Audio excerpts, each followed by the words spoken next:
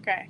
It says we are live. So, hello everybody. My name is Lauren Mormino. I am from the channel So Whatever. I don't know. I guess it's just Lauren Mormino. And this is Chanova. Feel free to introduce yourself. Hi, my name is Chanova. I also go by Nova, and I'm the channel That's So Nova. And I was now really thinking about if your video was under Mormino or So Whatever. Like when you said it, like Like, wait, what is it? I think it's what under is, Lauren Mormino. I don't. Now I'm gonna have to look because now I'm just nosy Okay, but now I want to know. because I believe it's So Whatever. I think the group is So Whatever, but my channel is just Lauren Mormino. Yeah, you're right. You're absolutely 100% right. We did it. We figured it out. Okay, what are you working on tonight? I am working on the. I am working on the. Why am I not remembering what I'm working on? Oh, the chubby tote from Sotec. Is it Sotec? So, yeah. SOAT. I always that is the one thing I don't. I always feel like I'm messing up everyone's name, and because my name is really unique, I feel like I should always be mindful and remember how to say everyone's names. Exactly what you mean, yeah. I think it's SOTAC. Sotec. SOT. I mean, because there's periods in between each. You're right. Yeah, so I don't know. The owner is really lovely though, and very sweet. Yeah, her name is Svetlana, I believe. Yes. She Okay. was really it was when I told her, I was like, "Can I make a tutorial for this?" And she's like, "Yes." And I wish you great fortune and great like greatness for your channel. I was like, "Oh my god, you're amazing." That's so sweet. I am working on Catalina's, which is a pattern from Ora Rosa, and then I'm also working on matching Devon's, which is a SOTAC pattern as well. So, like, we have a theme at least. Yes, we do. And Catalinas are a great mate. That's one of my favorite patterns from Rosa. I would say my all-time favorite one is the Erica Bowler bag because I feel like it comes together so quickly. Yeah. And it's so versatile. Like, Yes. yeah. I want to try your modifications to it So because I've seen Susie make one and Rosie, and I was like, okay, I need to make one because theirs looked awesome. yeah, those two ladies, I love them so much. Yes. Okay, so basically the theme for tonight, besides SOTAC patterns being amazing, um, is we both do Comic Cons, Yes. essentially. Okay. And then you had mentioned that you get a lot of comments about Comic Cons. Yes, I get questions in reference to like setups, themes, bags, and although I do Comic Cons, I do like mostly East Coast, like Awesome Con and Baltimore Comic Con, and I know you do bigger cons like Dragon Con and C2E2, and I felt like having a different person's perspective on that is very important. Like anyone Yeah. that does New York Comic Con, you can say I want to. If you let me interview, I definitely will because I know that's like one of the biggest in Yeah. San Diego. And San Diego, yeah. And I believe the people that run C2E2 also run New York Comic Con. I don't know how they do it. I don't know how they do it. That's It's a lot. So No offense. when did you first start doing Comic Cons? Gosh, I started doing Comic Cons in like 2015 or 2016. Oh Time is wow. for me, so I don't know 100%, but it has been many years, and I think my biggest years for doing Comic Cons was 2018 and 2019. Yeah, that was a good year for me. Yeah. How long have you been doing Comic Cons? Since 2016. Oh, wow. My first one was a Harry Potter Comic Con. It was only for Harry Potter. And LeakyCon? no. Okay, so there's this really awesome couple that is no longer a couple anymore that hosted a Doctor Who and a Harry Potter Comic Con in Baltimore, Maryland. Okay. And unfortunately, when they were no longer together, they stopped. doing it, but it would have pretty good names. Like all the like, there was like 6 doctors at the Doctor Who convention, and they were in the same room as vendors. That's nice. Yeah, so I miss those. They were very personable, like just really nice. That's awesome. What is your like if you can remember, what has been your best show to date? Otakon, right after, I think it was 2021. Okay. I was actually really surprised because I was afraid to go to that one because it's mostly anime driven, Yeah. and my anime is not, it's not as versatile as everything else. Like like Studio Ghibli and Sailor Moon and and um just very like stuff that's publicized, and I don't know like backstories of stuff like I do in Buffy or something. Gotcha. So I was afraid, but everyone there was really nice and very sweet. And I think that was like my most successful. But that was the one con that I really wish I would have read fully. I did not know that, and you probably, I was going to ask you this for the bigger ones. You had to be there from on Friday from 10 a.m. to 10 p.m. and same with Saturday. Yeah, yeah. Most of the cons are like until 8 p.m. on Friday and Saturday, and then you know 3 or 4 on Sunday. Hmm. But I was not prepared for like because I was like all ready to pack at 7:45, and I was like, "What? What do you mean I have to stay here till 10?" Yeah, that is one thing with Comic Cons that really frustrates me is some of the hours are not vendor friendly, especially small vendor friendly. Like if you're a bigger company, you might have like 2 shifts of people. That's not so bad. And vendors are who pay for your show. Right? The celebrities make you money, but the people that pay for the space are vendors. Yeah. So a lot of Comic Cons, I really don't feel like treat their vendors well enough for how much work vendors do. You know what I mean? I 100% agree with you.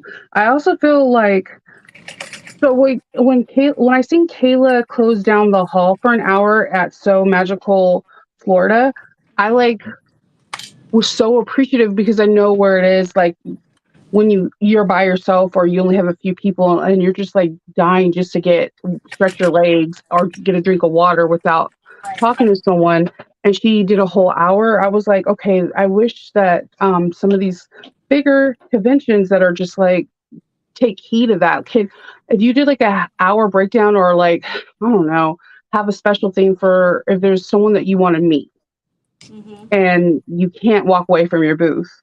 Right. It would be nice if they had like vendor hours, like before or out, like after for an hour, so you can just lease pay for your consult and just see them. Because there's so many people I've missed because I was mandating my booth by myself. Right. Yeah. It's so hard. Okay. I've got a couple questions I see here. Um, Teresa said, "Did you know that you're not live on your channel, Nova? It should be. I'm gonna I'm double. not. I was not aware of that. Let me check it because we set it up." I know. Oh my God. I think, if I'm not mistaken, I think it's on my daughter's channel, Fox Queen Hope. Oh. My daughter has a small YouTube channel where she does gotcha characters and she draws them. I Oh man. forgot to mention that to you. I apologize. Oh, dang. I thought I hit the right one too. It No, looks. no, no. It's not your. I should have totally mentioned that. I always forget that Hope is underneath one of my sign-in scenes because when I just looked at it, I'm like, why is Hope live with Oh no. Lauren? Well, It's that's like, so cool though, because it even shows up on your channel that it's scheduled. yeah, So I it don't know. it's it's fine as long as everyone gets to get this interview because I know that it's really important. Like I've gotten so many questions and it's I think it's just important for people to know that, the community is open and wants to talk to them about this, that it's Okay. not like a secret. No, absolutely. Well, I think you can also download this later and upload it to your channel, so we Yes, can do that too. All right, we got definitely. that out of the way. You're like, hey, one thing done. Um, how long do you take to prep before CTU2 is next month, right? What is it? Next week. Holy crud. Okay. So how long did you take to prep for this? Um, so it's like I said, time is soup for me. I usually like to give myself 4 months before a big show. That's good. I think that's good. So you're not too super, super stressed. Yeah. So the biggest problem for me was, and I know I said this to a friend of mine. She's like, "Oh, that's so sad," and I was like, "Shut up!" But It I is. so many bags, and like I still want to list things on my website, so I listed quite a handful on my website, and they've sold since then, and that's why it's like boo-hoo, so sad. But like I needed to take that, so now I have to double prep. So No, I understand that 100%. It's like some yeah, kind of weird thing that people are like, I'm going to buy all your bags, knowing the fact. yeah. Yeah, I know that's a real problem.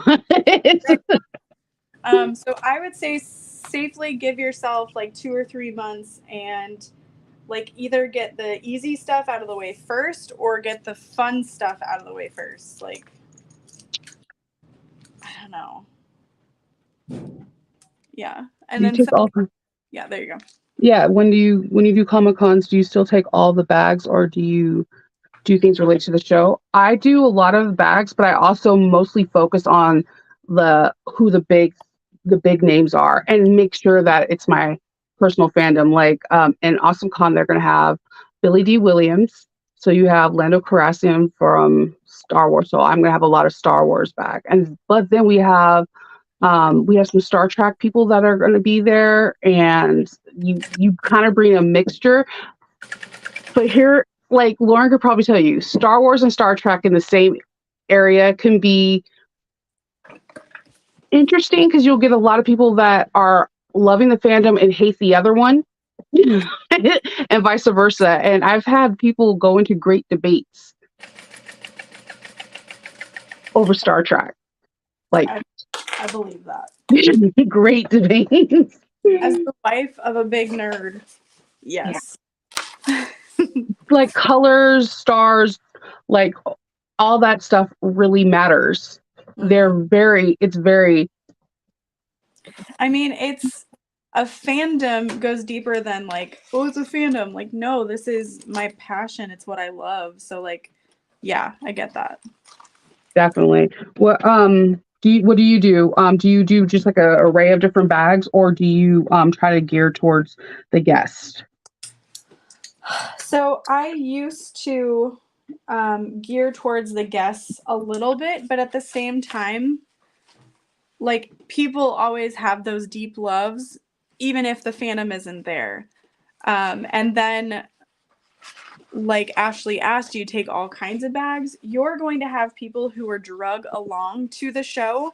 You're going to have moms of kids that were drug along to the show. Like, there's such a wide variety of people there, and a lot of them have planned to spend money at these kinds of shows. It's not like a craft show, like we had talked about earlier, that people are just there because it costs $15 and they want to walk around and they're bored. So Yeah, your target audience is already in the room, and you've got a wider audience that's determined to spend money because they spent so much to get in. very true.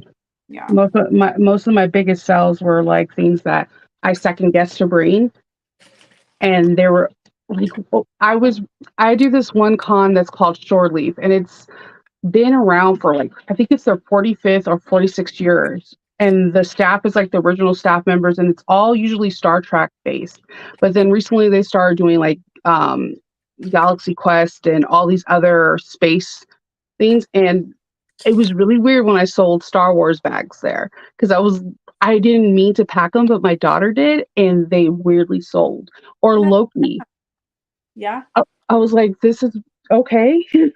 Yeah. Loki, really? I would Okay. say definitely want to focus on like what's current, but also those like deep core shows because like Stranger Things items really only sell in bulk when the show first comes out. And then Hmm. after that, it's only the diehard people, you know? Very true. Very. I think I had that last year where I was trying to make a lot of Stranger Things, and it didn't sell as well as at AwesomeCon, but everything weirdly on Disney Plus, like Loki, my She-Hulk bag, everything just was like bam, bam, bam. And because Disney Plus just, started coming out, it was only like a year old, like all my Tangled stuff, because they were able to bring back all these shows that you could watch, like binge watch, like all the shows were really successful. Yep. So Yeah, you got to keep an eye out on those trends. You got to keep up with it, but then also remember, like I said, those core loves that people continuously binge. yeah, like Buffy. I have a weird following for Buffy. There's like certain people at AwesomeCon that will look for me and be like, "Did you make a new different style of Buffy bag this year?" And I'm like, "Just for you, I actually did." It's weird when that happens. So when you were first starting out, how was your setup? Oof, man. I forgot tablecloths, and that's a big thing, Yeah. a really big thing. And um, I would say it wasn't bad. Like, I would really obsess over setup and like I would always look at what other people were doing with their setups and I would mock setup before every show, either in my yard or in my living room, just because like I did not want to forget anything. I didn't want, you want to make sure that what you're doing is going to work in the space and look good. I still do mock setups. I still haven't my my thing is it's evolving every year. Mm-hmm. I started with like just baskets, and now I have the grid walls, and then now I have fairy lights, and then um there's a sewist called Three Sisters, and she was so sweet. Because we met at a con, and like noticed my work, and I knew her work, and she helped me out with figuring out lights so that there was lights in between the cages, because there are some serious dark spaces at cons. And I'm so still grateful for her. So I feel like my constant struggle is lights, because Yeah. somehow some way I get into that area where like the overhead lights are above my below my table and away, and I'm like, how did I get the darkest, deepest? So do you use battery powered fairy lights? Do you pay for electricity? I never I've never paid for electricity, but I do the battery powered lights, as Okay. well as, yeah, Hope told us that we're on her channel. Yes. Yes, tell her I apologize. I'm sorry, Hope. Are you gonna switch it over? No, we're not able to switch it over at this We time. have I mean, you're not gonna have anybody watching with you. No, we are. Lauren has. Oh, that's sorry. My husband and my child decided she has You a. gotta look out for that. We Absolutely. got we got people are on there asking questions. All right, I'm sorry. It's cool. Hi, Lauren. Love you. Bye.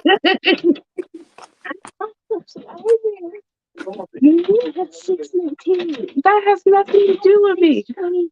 I'm literally lying. I love it. Anyone wants a soon to be 13-year-old?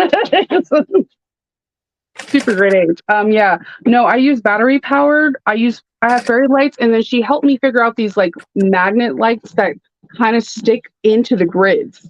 Okay. And they're like they spotlight down, but I still have it. I will snap pictures at my next convention, and you guys can see. But no, I was want those lights because I was just obsessing over the lights last night. Or like oh, I'll give you the link so that way you can, if you get it on Amazon, you can get it probably before C2E2. Exactly. That's why I'm like, Yeah, because then like lights are lights are important. You want that eye catching, like, oh, what is that?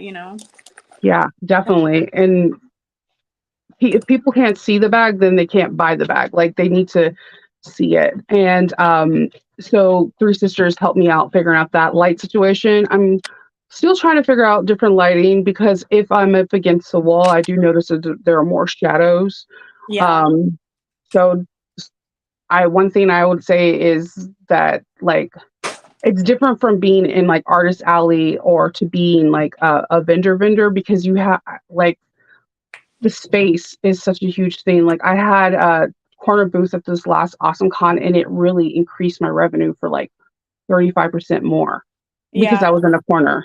Yeah. And you have that vantage point of having the exterior aisles also be shoppable instead of just a single side. That's definitely something Yes, I've learned in my growth is um, space is important. How you lay it out is important. If you don't take that extra time in your booth setup, it's not going to be inviting. It's not going to be eye catching. Even if your uh, products are amazing, like if it's not going to draw people in, it's not going to do you any good. exactly. And I think that people like they're some people when I walk in and I see their booth, I'm like I immediately want to buy something from them because it's so bright, colorful. Like I always buy somebody something from someone that crochets something every con. I love. And every single time I'm like I gotta get their thing because it's so bright and so pretty. Also, Um, to touch on that, um, if you don't say hi to people, that so many of us struggle with anxiety. So if you look busy and you don't say anything to me, I'm going to think I'm bothering you, and I'm not going to exactly. have anything, even if I want to. So Exactly. I don't usually make like small talk because again that can be overwhelming, overstimulating, and frustrating. I usually just say, "Hey, how's it going?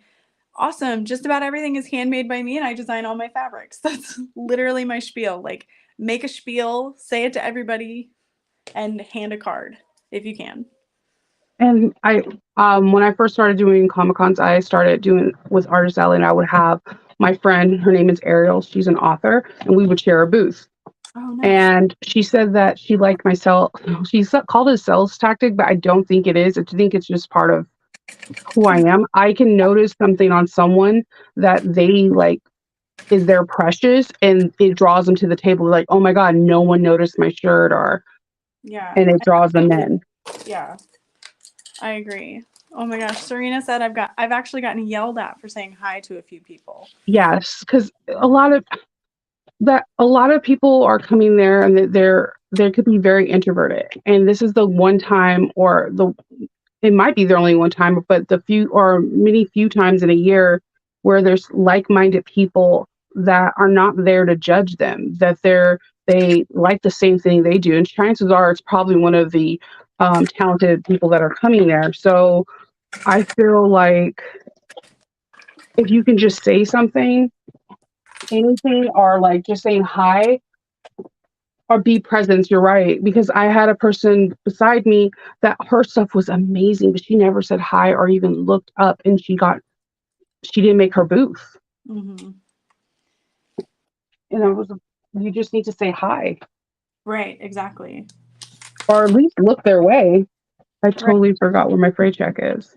Or just wave or something. Yeah, just like hi. Yeah. So Teresa asked, how do you choose what you think will sell well? You don't. Like it's kind of like told Lauren earlier. It's kind of like sometimes she's doing her last crunch before the show. I notice sometimes either those bags are the first to sell or they don't sell at all, and it could be super frustrating. You don't know.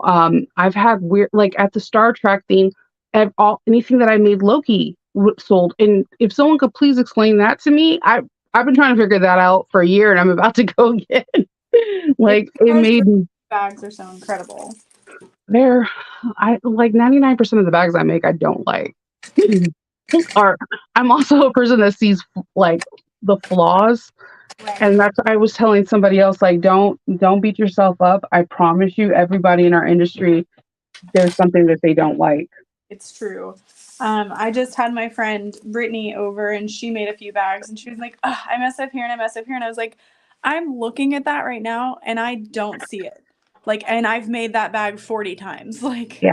I don't see it. So I think having that kind of perspective of like, yes, we are our own worst critics, but Yes. somebody may not see this flaw.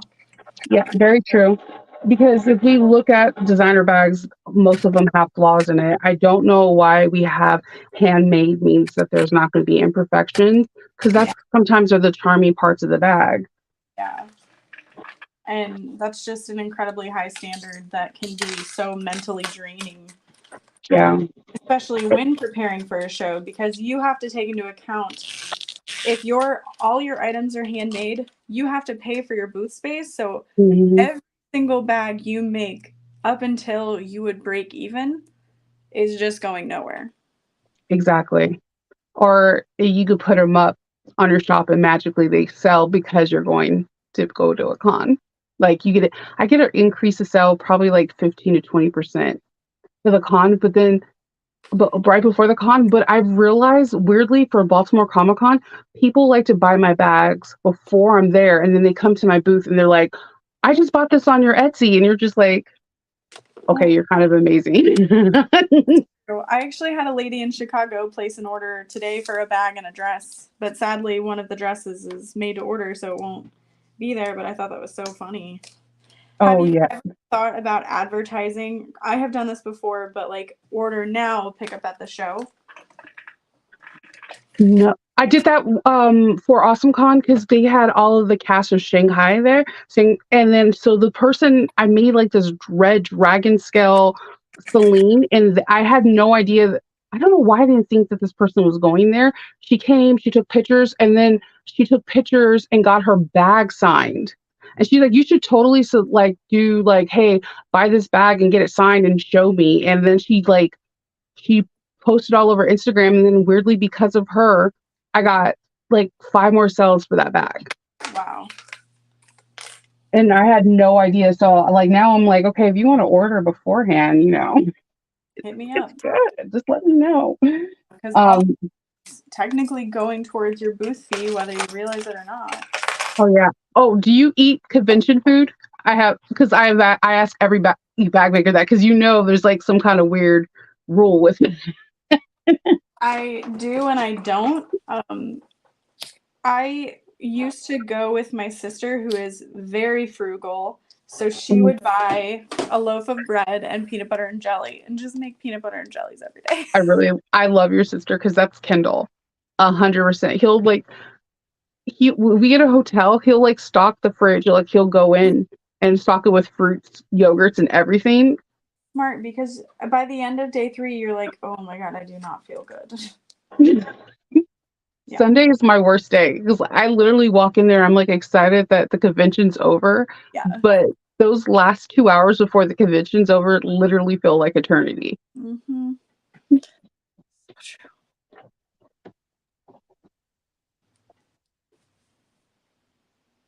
Yeah, no, it is. It's good enough to sell. And trust me, like if you ever want a really good pick me up, go into a Coach store and just open the bag.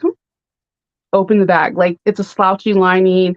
It's everything that we are told not to do, they have. And I feel like handmade bags are so much better because you have like different people that are like, okay, this is how we increase the seam allowance to make the lining nice and taut, or we're going to modify it to a dual color handle, or let's add a recessed zipper. And we get to do modifications that unfortunately the workers of Coach and Louis Vuitton and all that stuff don't get to do.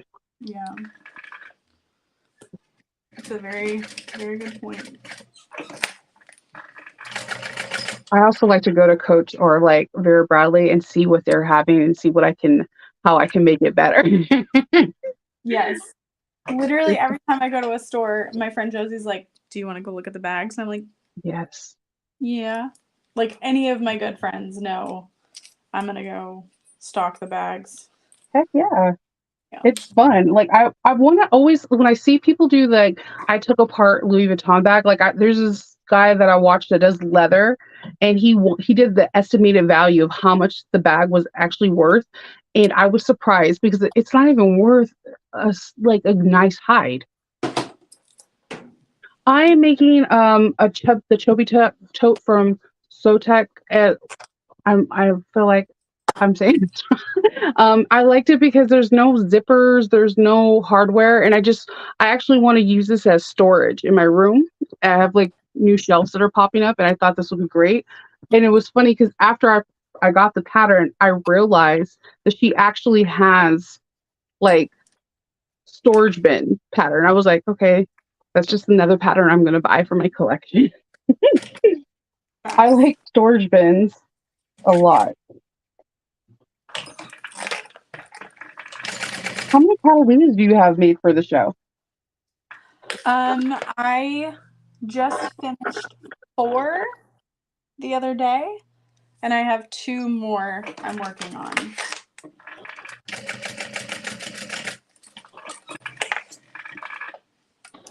Yeah. I think it's really important, I know you do too, but to have a range of sizes and a range of prices. Yes. I like to make the persimmon pouches or the really pouches that you can use for scraps. And I make them for like $5 to $10 because kids like to buy my stuff and they have all their hard earned like chore money. And I'm like, I got to make stuff that is affordable. So one of my favorite things to make is Tiffany. I don't know, Purple Raven.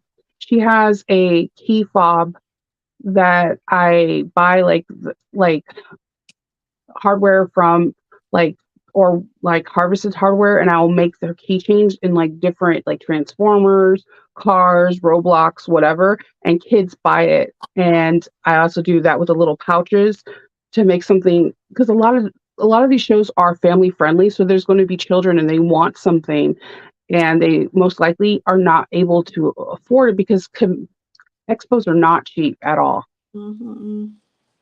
So I try to have price range, and you're right about size. I'll have people that come up to me and like something really, really small, or they want a travel size net, and you're like, okay. And they're like, this will be my everyday bag. And you're just like, what are you putting in your bag? A child? I mean, like, travel size net is a pretty big bag. Yeah.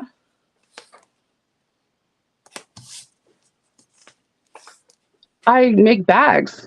I before the Mandalorian came out, it is still now. I would make the blue Cala messenger bag, or I would make just different messenger bags, and men love it. The Park Sling is a good seller for me for men.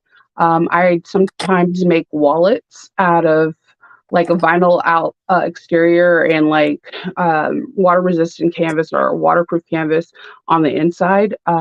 Dop kits, pretty much anything a woman can have, a man can have. And then I try to make things that are not that are completely gender fluid. Mm-hmm. Right now, I'm also working on a ojima and this rainbow. Ooh. So I'm going to do something really cool.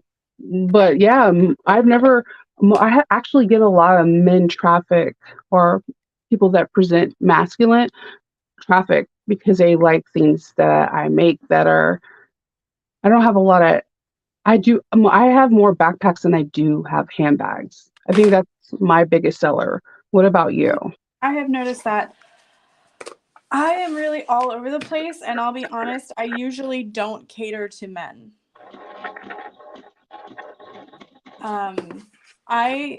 For years, so what I sell at Comic Cons, let me just backtrack, is I mostly sell handbags, but I also sell clothing with fabrics I designed. I don't hand make those, but I bring them with my designs. That's your hand design though. So Yeah, exactly. And like they can't get them anywhere else. That has been a huge proponent of what has allowed me to do more Comic Cons and not having to work myself to the bone just to pay those fees.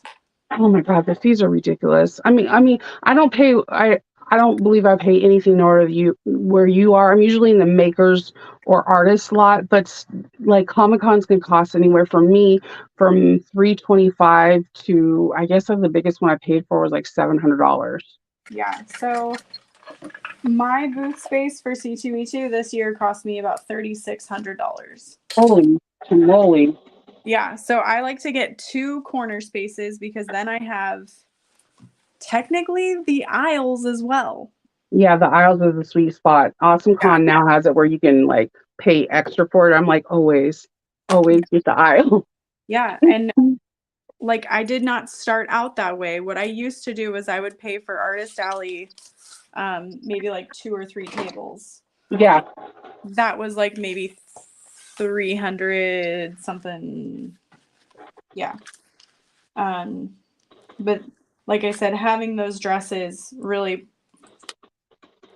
propelled me into being able to do that and still make money. But of course, it's a huge investment to get all of those sizes and hope people buy it. Because I have probably 200 to 300 pieces of clothing that I'll be taking to C2E2.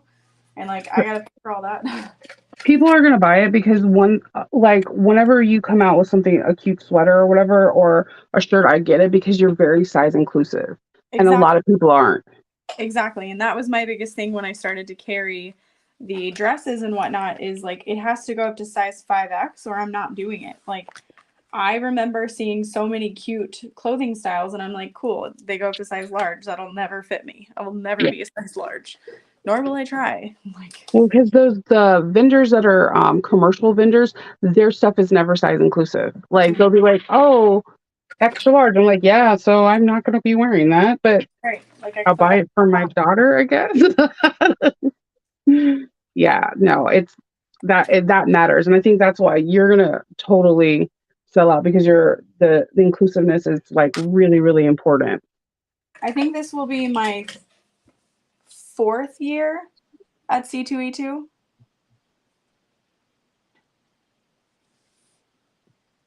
Oh, no, Carrie, you know who Carrie, I'm not gonna get her last name right. She made a Catalina into a sling and for her husband in all gray. I have that like screenshot in my like I want to try to replicate. It was a good one. Carrie is Mine, bag maker. yeah, got her bags are always impeccable and beautiful.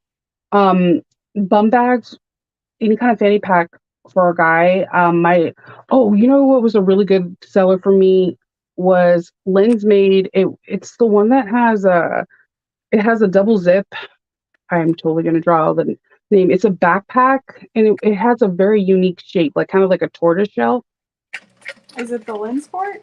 Yeah, there you go. That sold incredibly well for me, especially in any like Dragon Ball Z, any kind of like my husband picked out all the fabrics for that one. All the Mandalorian, like men really gravitated to that one. Very cool.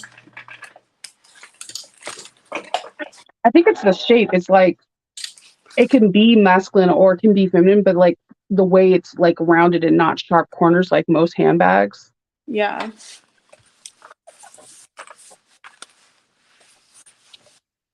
Have you made the Nave yet? I have not. I want to make one. Everyone is making them. Corrected me. The pattern is the Lind sling. The Lin sling. Okay, yes. That pattern sells very well for me for people that identify with more masculine undertones. And I have made it also with like where it's like all tan or bronze, waterproof canvas on the outside and have something nerdy in the inside. So like that one works really well for me and it's not a long sew. Yeah. And you could just batch sew those up real easily. That one works well. And there's a messenger bag.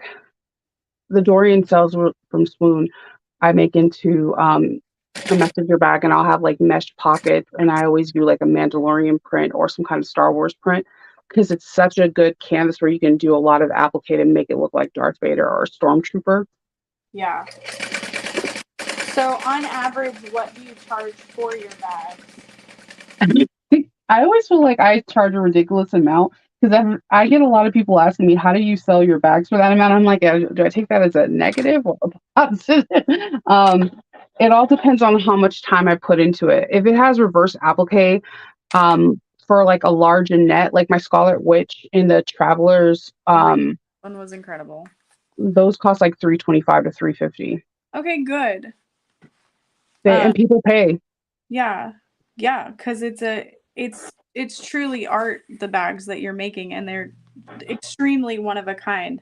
I know I look at all the bags you make. I don't know that I ever went on to make sure you were charging enough, but it sounds like you charge a I think decent that amount, close to what you should be charging, maybe a yeah. little bit more, but Yeah, it all depends. It just like depends. Like even on Etsy, like someone asked me, and I had to go in, and there's a way you can see how what bags are viewed the most or which one sells. Annette is still a very strong seller for me, but the Erica Bowler bag is number one. that's amazing. I love that bag so much. It's to the point now I can just cut out the pattern pieces. I don't even need to know the measurements. I'm like, I got this. And those vary too. Those go from 150 to 395 depending if it's made in leather or if it's made in like cork or whatever. That's Different amazing. materials. I like to sign inside. So like when I'm making a pocket, um on the outside and the inside of the waterproof canvas or the cotton, whatever I do, I like to sign my name and my date. So like if it ever becomes a part of some kind of museum, that's like that's a weird dream of mine. I'm just throwing that out there for you. Well, Like I'm gonna go ahead and just make a museum for you. it'll be like, look, this is no, seriously, you should like sign or put like a stamp because like you never know if like 20, 30 years from now someone has this bag and someone opens it up and does a reveal, they can have your signature and your name and the date when the bag was made. I can definitely say I've never signed a bag. I always put like a woven label in it, but like that's not the same. No, that you're the one that got me into woven labels, like big time. Like I'm really addicted to those. I can remember being out to dinner with a friend of mine and I was like, hear me out. What if you looked inside your bag and it said something like you look really pretty today? And she was like, I love that. You should do that. And I was like, Yeah. done. Well, my son personally likes your Rick Roll ones. Like he actually took them and he brought them to school, and instead of saying you got Rick rolled, he would just like passed one to someone and then he's like, I need my tag back because my mom doesn't know I have it. I was like, okay, simple. I also like if you go onto my Etsy, if you see my Lord of the Ring Erica Bowler is like a really favorite, but the last two ones have your Lord of the Ring tags and they're like shots. Like, I love this bag. Look at the detail. And I'm like, Lauren doesn't even know that's her detail of the Lord of the Ring bag. Someone is taking as a picture to put on a review for me. So like you have it's like the little things like that that make all the difference. Like people are just like, it's so different, it's so unique. I couldn't get this from. I actually get people saying that I can never get this from blah blah blah bag company, like a name brand. They only make generic stuff or whatever. I had someone tell me one time, and I literally went to my head for like a whole day that my bag was better than a lounge buy. I was like, yes.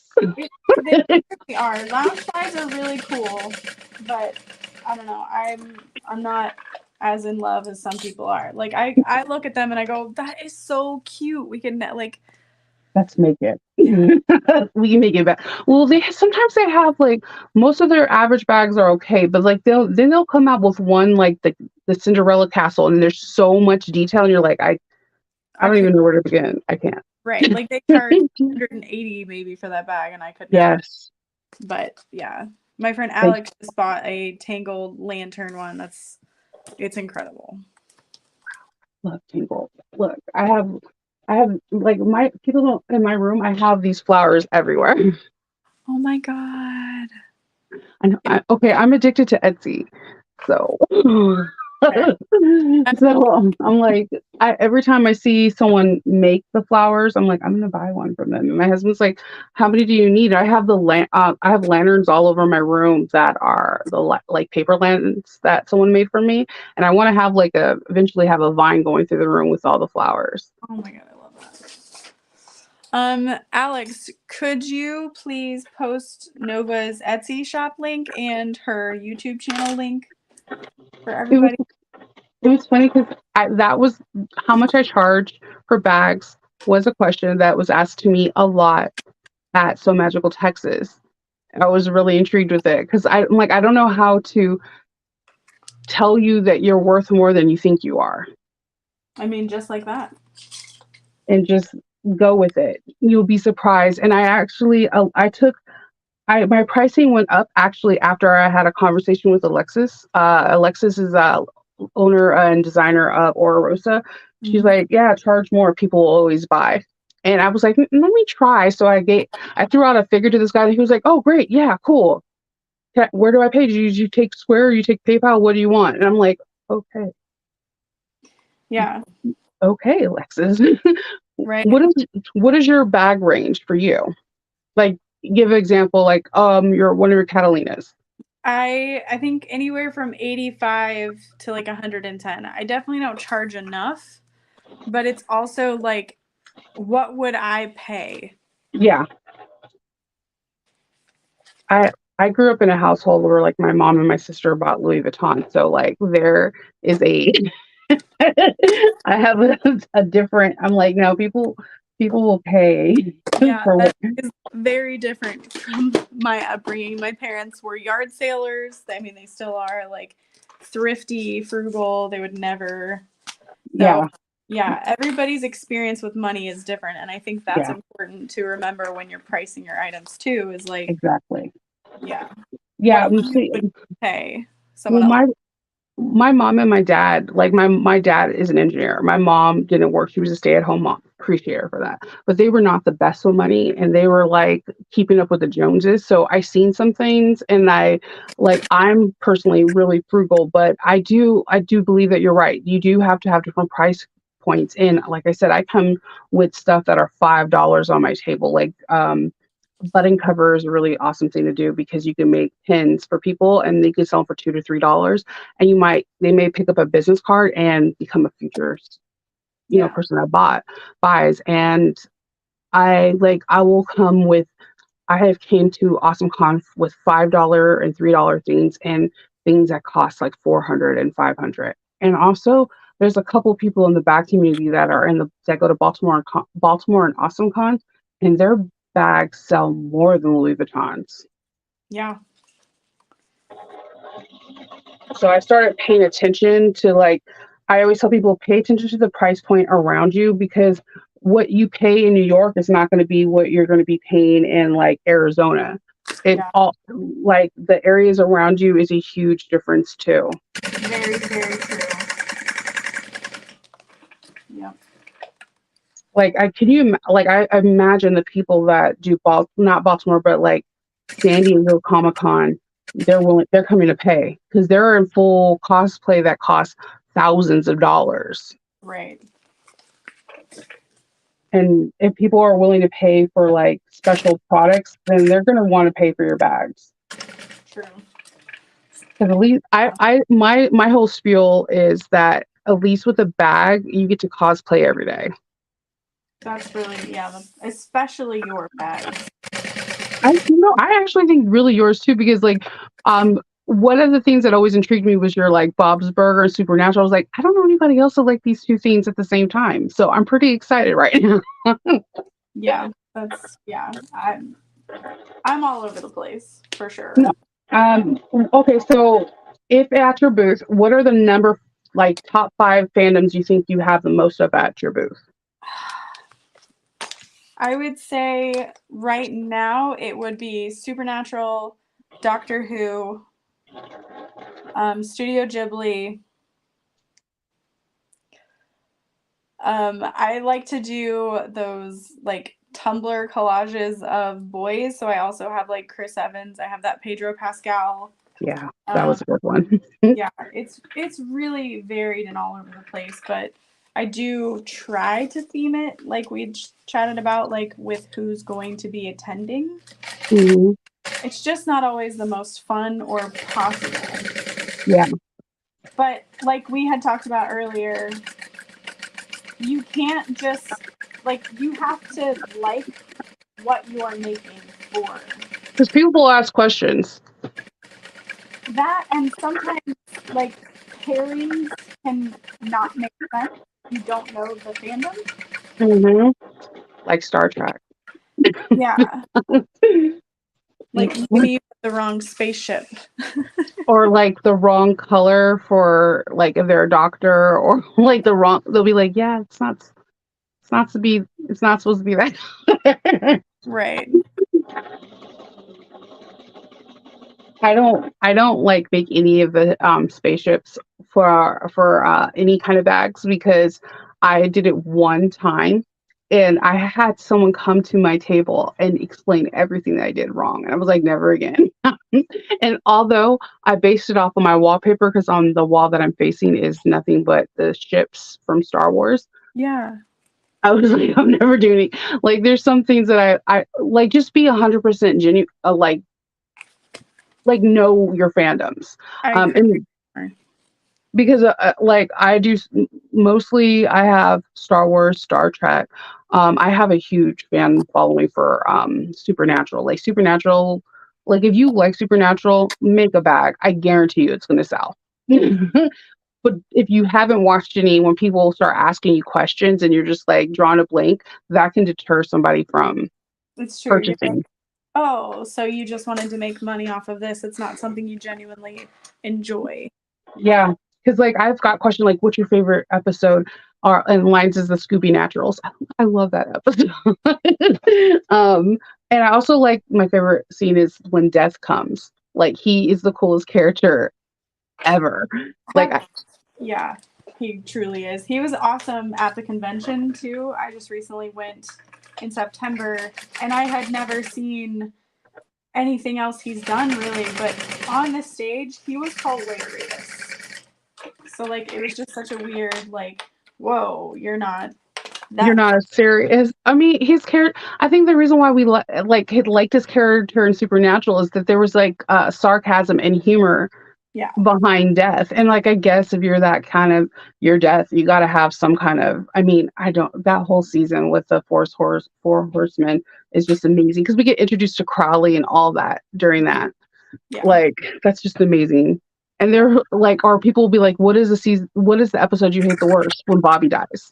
Like, I think we went through a lot of deaths, but when Bobby dies, I was like, I'm done. I almost called it quits. I was like, I can't, like, why?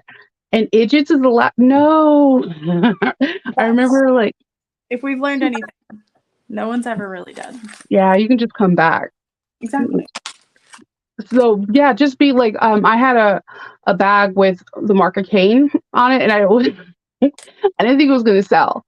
And someone was like, I can't believe you have that. I was like, yeah, I kind of want it as a tattoo, but my husband's like vetoing it right now. He's like, you have to like it for 3 years before you put it on your body. I was like, I like the mark of Cain. And he was like, I just feel like it's dark. And I'm like, watch the show. But yeah, that's my, like, people know.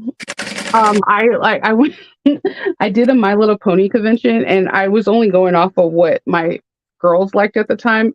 Big uber mistake. Oh no, because that's not what like the core. Mm-mm. Yeah. I learned out a lot about Fallout Equestria and like all the like the behind like fandom ones, and I learned a lot. That was a convention I'm glad that I didn't make a lot, because I realized that I shouldn't sew bags that I don't know anything about. That's a really good point, and that reminds me of an episode of Bob's Burgers, if you recall. There's okay, hold on. What? An older season. I'm going to be honest, I have not had time to watch any of the new seasons, but it's the one where Tina goes to the Equestronauts. Oh yes. And her dad had to try to get back her horse. Yeah, I like all of their my kids, and I even make my husband. He's not the hugest big Bob's. He doesn't like animation for adults. I'm like, I don't know how we're married sometimes. I love you, but no. But he'll watch like anything Avatar. Oh yeah. Anything Avatar, anything Dragon Ball Z or Legend of Korra, like he'll watch it. But if I try to make him watch Archer, he'd be like, "It's not funny." I'm like, "It is freaking hilarious." Yes. It is hilarious. You know it is. But yeah, no, he doesn't like Bob's Burgers, but he does watch all the Thanksgiving and all the Halloween ones every year with us. Like we watch them like as a countdown before the new one shows. Yes. When if that show like ever stops, I think I might cry though, because it's like it's funny. Yeah. I think my spirit animal is Louise, but I feel like I'm more like a Tina. Yeah, I could see that. Like I just like her evil, like I don't know. I got my daughters like all the coochie copies, and I have like two in my room. One is like molded weird for when it went in the oven, and the other one's it's fair. I ironically have never made a Bob's. I have never made a Bob's Burger bag, but I sell a Christmas stocking that's embroidered with Tina's head. Yeah, that's brilliant.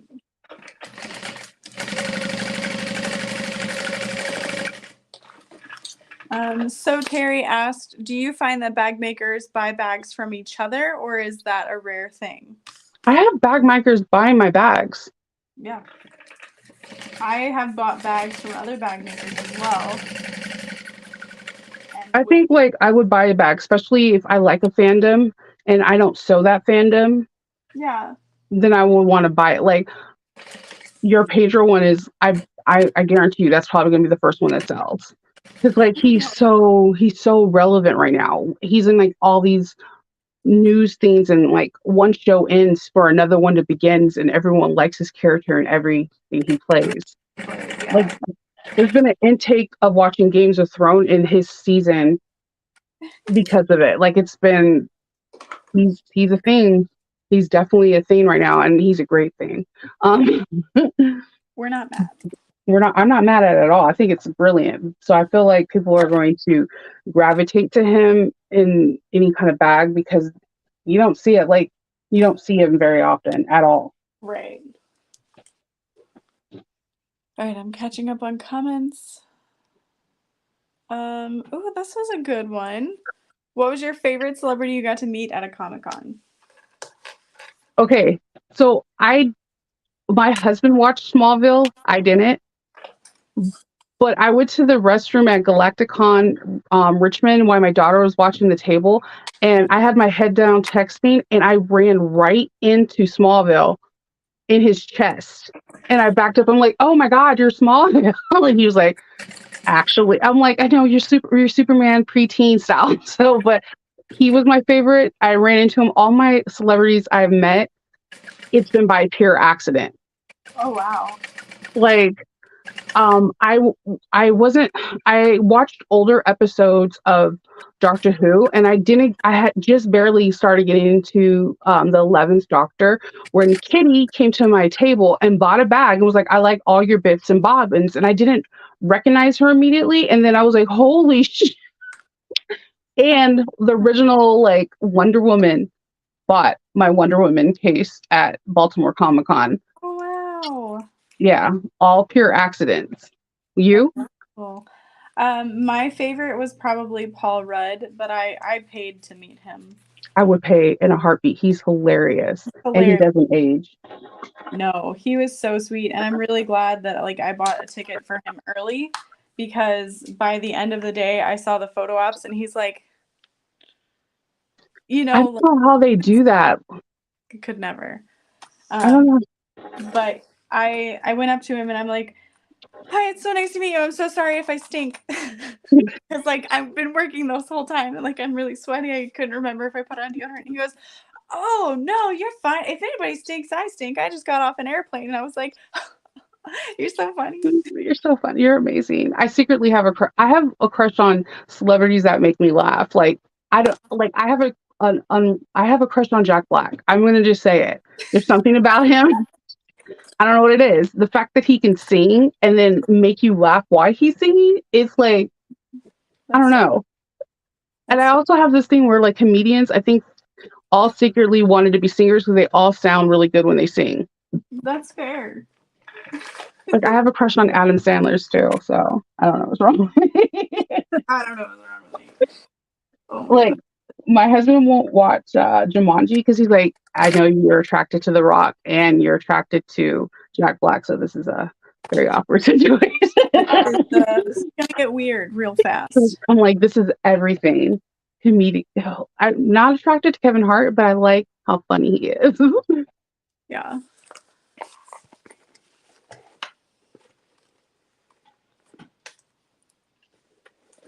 Mm.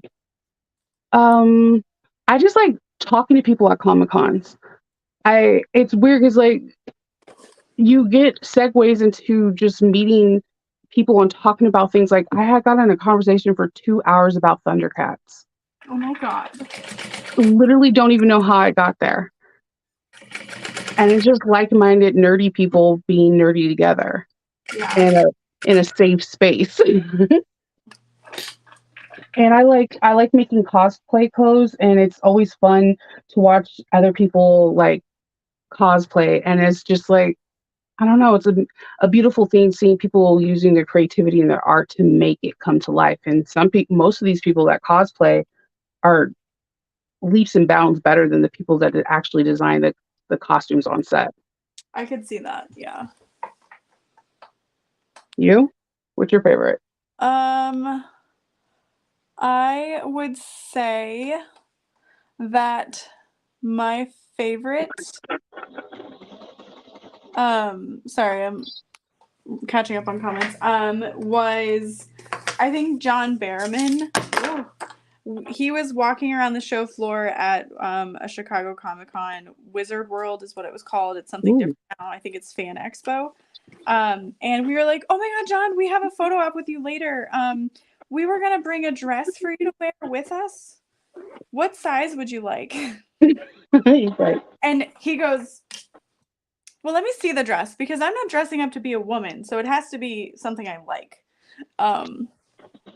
But he ended up liking the dress, and then he came back after the photo op. He came back to buy the dress.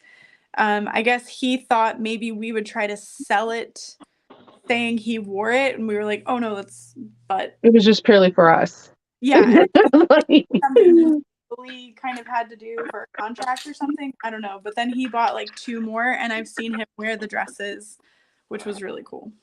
That is a great story. And yes, the yellow fever one was a great episode. I like anything that had I don't know, I can watch any episode like hyper focused on Dean. That's true.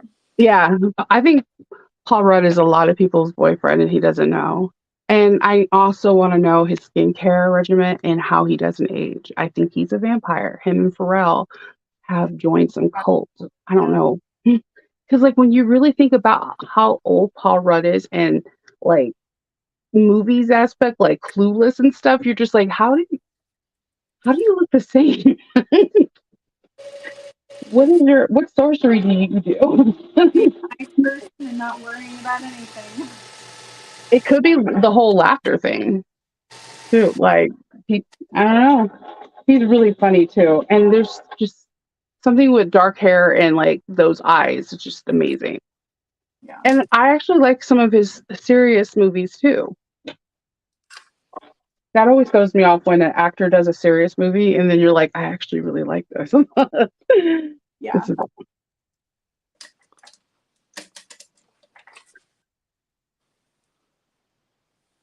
I decided to use Lazy Girl Sews firm stuff.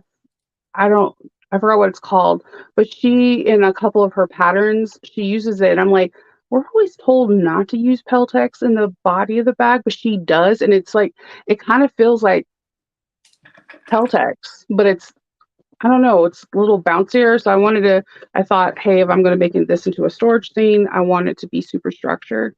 Yeah. No, that makes sense to me. What machine are you using? I don't think I know what machine you have. I have a lot of machines. Every time I did a Comic-Con, I would buy a new machine in cash. That was kind of I'm machined out now. This one is the 1541S. The one that I normally people see me in my videos is the 5550. It's like the QVP mini, except yeah, the feet and everything are the exact same. Okay, yeah, I wondered. I was like, I know you have industrials, but I see domestics. So I think that's cool. What makes you decide to use one over the other? Thread. Because like, okay, Monica has this unfair advantage. In her 5550, she can use 70 weight. Mine does not like it, no matter if I do that cocktail where it's like 40 weight at the bottom or whatever. It does not. Yeah, he's 53. Think about that. It's witchcraft, okay? And I want to be a part of it, whatever he's a part of. Whatever you're selling, I'm buying. And I think it would be amazing. Yeah, so I mostly do my 5550 when I do my tutorials because I could sew. There's only been one bag that I couldn't sew on it, and I think it was because I picked poor materials. It was the hitchhiker, so that's when I started just doing it exclusively on the 5550, and then I do have a 1341S. I just need to move the clutter that's right there in front of it. So That's is fair. that I like it.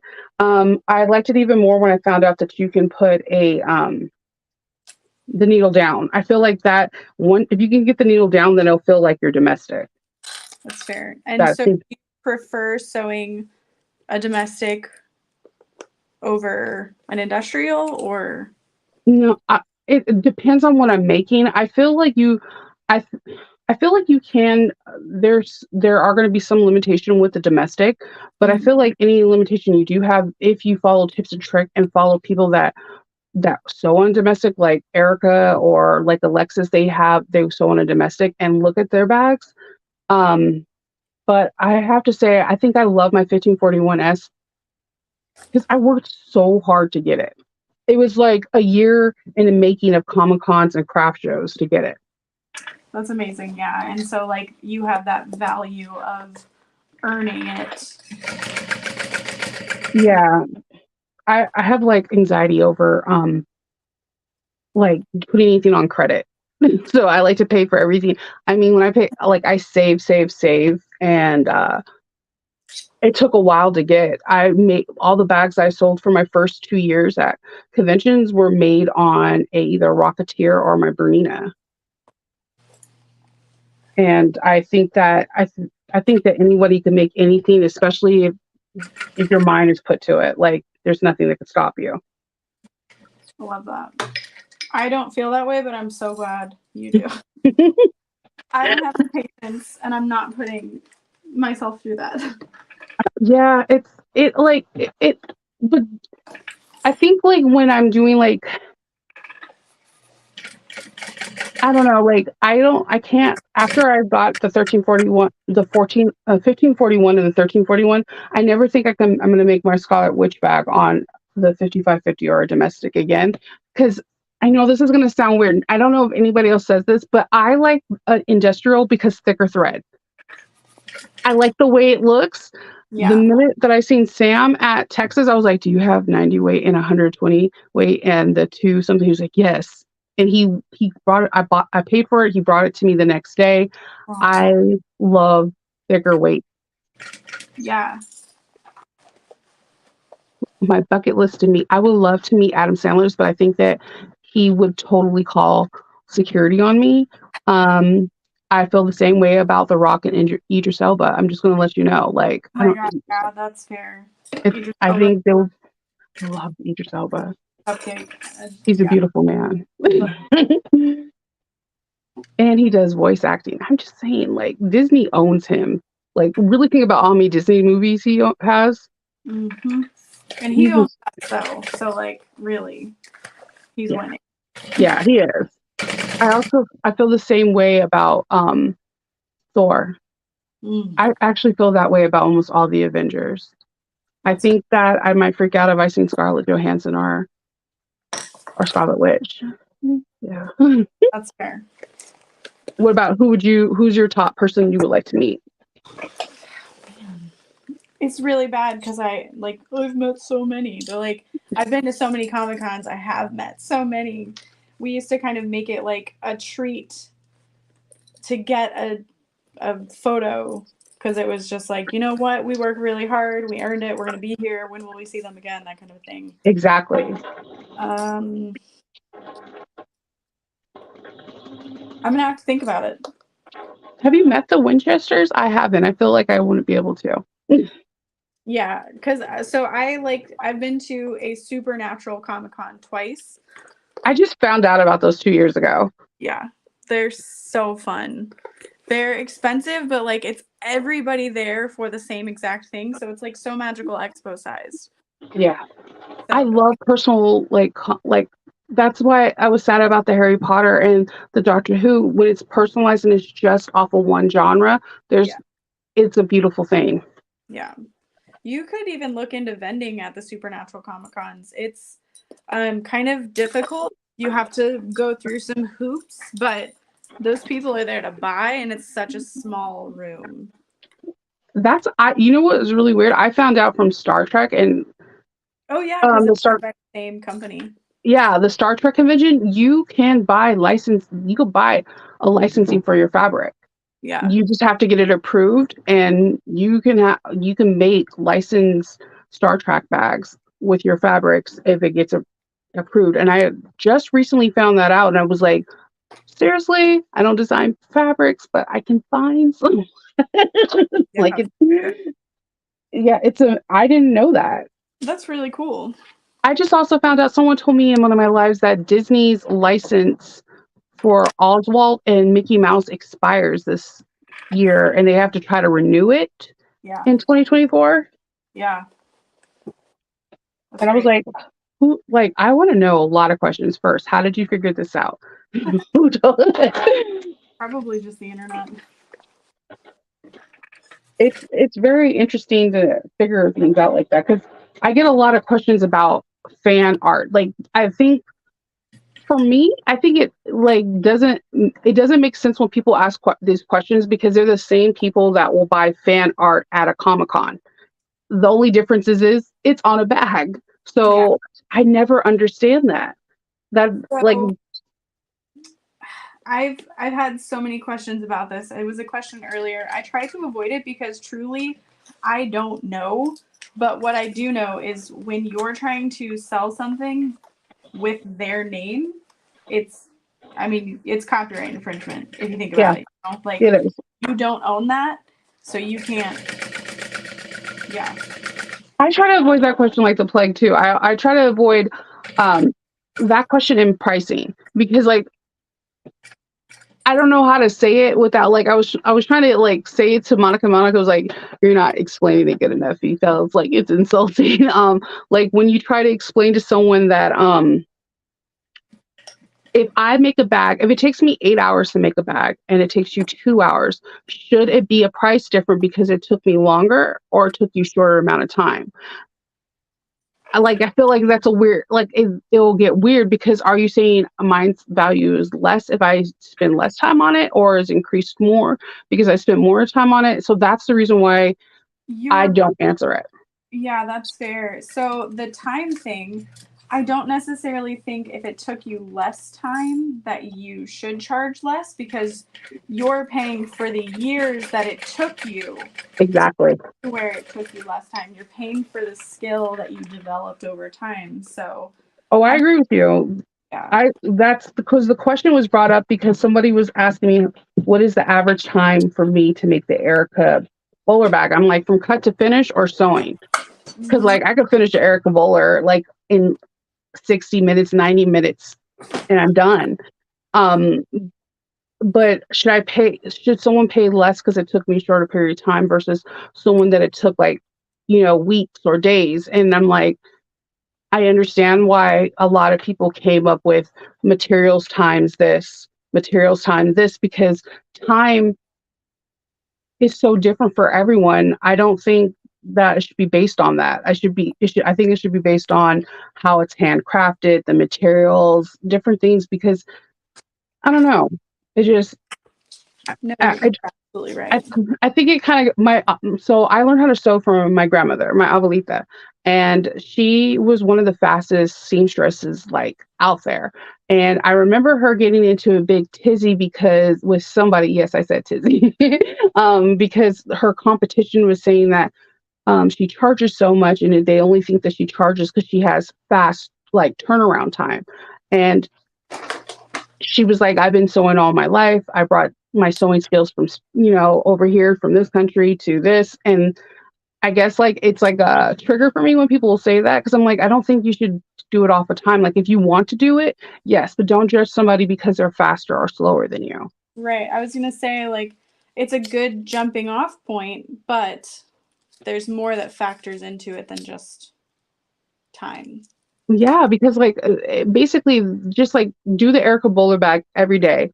And eventually by X amount of day, you're going to be able to make that thing in your sleep. And is your bag worth less or more than the first bag you made because now you're faster? Mm-hmm. Mm-hmm. Facts. Yeah, I think I used to charge anywhere from 60 to 85 for a bag, and like, I mean, even like a Brooklyn handbag, Ooh, because I was making it on a domestic. I didn't know if it would really hold up or not, and I'm just trying to learn my skill. Learn yeah, a skill. It wasn't my skill yet. Now it is. yeah. No, I said, like, I literally told someone this the other day because I don't think people understand the amount of testing I do. Like, I have made really nice bags and, like, literally tossed it to my kids and let them run rapid with it to see if it's going to hold. Like, there's a lot, like, I researched so much about, I'm always learning new things. Like I Right. said, the day that I stop learning and sewing is probably going to be the day that I quit. And I feel like you're never going to have all the information. And that's what I love about it. Like I learned about strengthening things through like garment sewing. Um, I've learned something from each different, I like to watch like people that make shoes on YouTube because you can learn different stitches that they do Yeah. and different techniques. So I'm constantly evolving and I feel like your prices should reflect that. Yeah. Your knowledge, your skill. I mean, that's like people who have college degrees claim they should be paid more because they have more skills, more knowledge. So, Right. And it just like you should just pay what makes you feel right about it. yeah. Don't allow people to guilt shame you into doing more or less. Do what's right for you. If people are buying it and you feel comfortable with it, that's all that matters. Yeah. Um, and if people ask you about the prices, it's up to you if you want to say or not. I do get like I literally refer people to my Etsy. I just I'm not a big fan of Etsy. Etsy is to me it's like Amazon. I can't live with it and I can't live without it. I could see that. Yeah. And see, for me, like I do have a following that know me for Awesome Con and Baltimore Comic Con, but it's not a big enough following for me to have my own website. Website. Yeah. It took me a little bit to be able to get my own website, but the hardest part about it is the search engine optimization. Hmm. Like that's already built into Etsy. You're paying for that extra exposure versus a website where nobody's coming to Google and typing in your website, like Yep. And you said you put I mentioned I was like the SEOs are so important if you know how to utilize it right. There's a lot of like Etsy chat groups within Etsy app, and there's a lot of if Etsy sees you're doing well enough, they'll actually give you like testing features for certain things. And one of the newest testing features, and I got to test it and I'm always trying to beat it, is they have like top sellers. So if you're a person that, are selling like, I don't know, a consistent amount of bags per month or whatever, and you have people reviewing things and you ship before your ship date, they'll put a 5-star next to you. And you'll be bumped up in the pages compared to being in the back. So because of certain things like this, I feel like it took me a while. It took me a few years to figure out the rhythm and rhymes of Etsy, but it's like Amazon. People feel so secure buying from there. mm-hmm. And I wanted to try actually the Squarespace because most of my ads are like most of the people I buy from, I charge on Square. So it keeps all their information, their emails and everything. When they hit yes, you can email me, and I do send out mass like emails once in a blue moon, like during like the holidays or whatever. And they immediately, these people go from Square, and the first thing they hit me up is on Etsy. Yeah. So is Square and Squarespace together? Years ago, I had a Squarespace website, but it was not good. They have this new, I think, I don't know if they have this new app, and that's supposed to be very comparable to Etsy. It just, I feel like it's hard for anyone to say that because there hasn't been a platform like Etsy for handmade, because even Amazon handmade is not Etsy. No. Because that's where I first tried to, but like Amazon had, like, when it first started for me, I had some ridiculous like turnaround times and stuff like that. And I was like, yeah, Amazon is not for me, because I like to have a cushion for when I'm making like customized bags. Yeah, you have to. That all takes so much time. This is actually a really cute bin. Oh my gosh, I love it. Yeah, that Peltex is really nice in it. Use And Peltex. it's the Lazy Girl Sews. One day someone gave me, like, one day I got it in one of my packages, and like, oh, you should try this. And I'm like weirdly obsessed with this. I don't know. I should send you like some so you can play around with it. It is a very unusual. I can't explain it. It's like Peltex, except it's a little bit more flexible. You send me a link. I love late night shopping. Oh man, I'm also a like, if I'm stressed, I'm a stress shopper. I don't know what's wrong with me on that one. I'll be like, oh, I'm stressed out. That means I need to buy something. Yeah. Yeah, but yeah, I feel like Etsy, like when I do conventions, that people are looking for people like, do you have an Etsy shop? That's like the first thing I get asked. Yes, I do, sir. And I always go, no, but I have my own website. And they're like, Yes. oh, even better. But like, they don't. Yeah. It all depends, like, on what people want. I eventually want to have my own website, but I know realistically for me that most of my clientele comes from Etsy. I do see people successfully transfer over all the time, and I'm hoping that within the next 2 years, I'm one of those people, because Etsy's fees are ridiculous. Yeah. I mean, everybody's going to have fees, though. That's what's the worst part. Like, everybody wants their grubby little hands and the money you earned. Very, very true. Like, Shopify has transaction fees, and then if you pay through PayPal, I also pay the PayPal fees, and like, yeah. And PayPal seems to get worse and worse every year. So true. I think the thing that made me like side-eye PayPal was when they did the business account. Like, what are you supposed to do? Like, I only have the other account that's Streaming on Hopes because of her channel. Mm-hmm. And so, yeah, those fees on PayPal, like, you can't even send family and friend if you have a business account. Nope. Trust me, I know. Oh, I know that. Like, people be like, oh, I want to send it PayPal. I'm like, okay.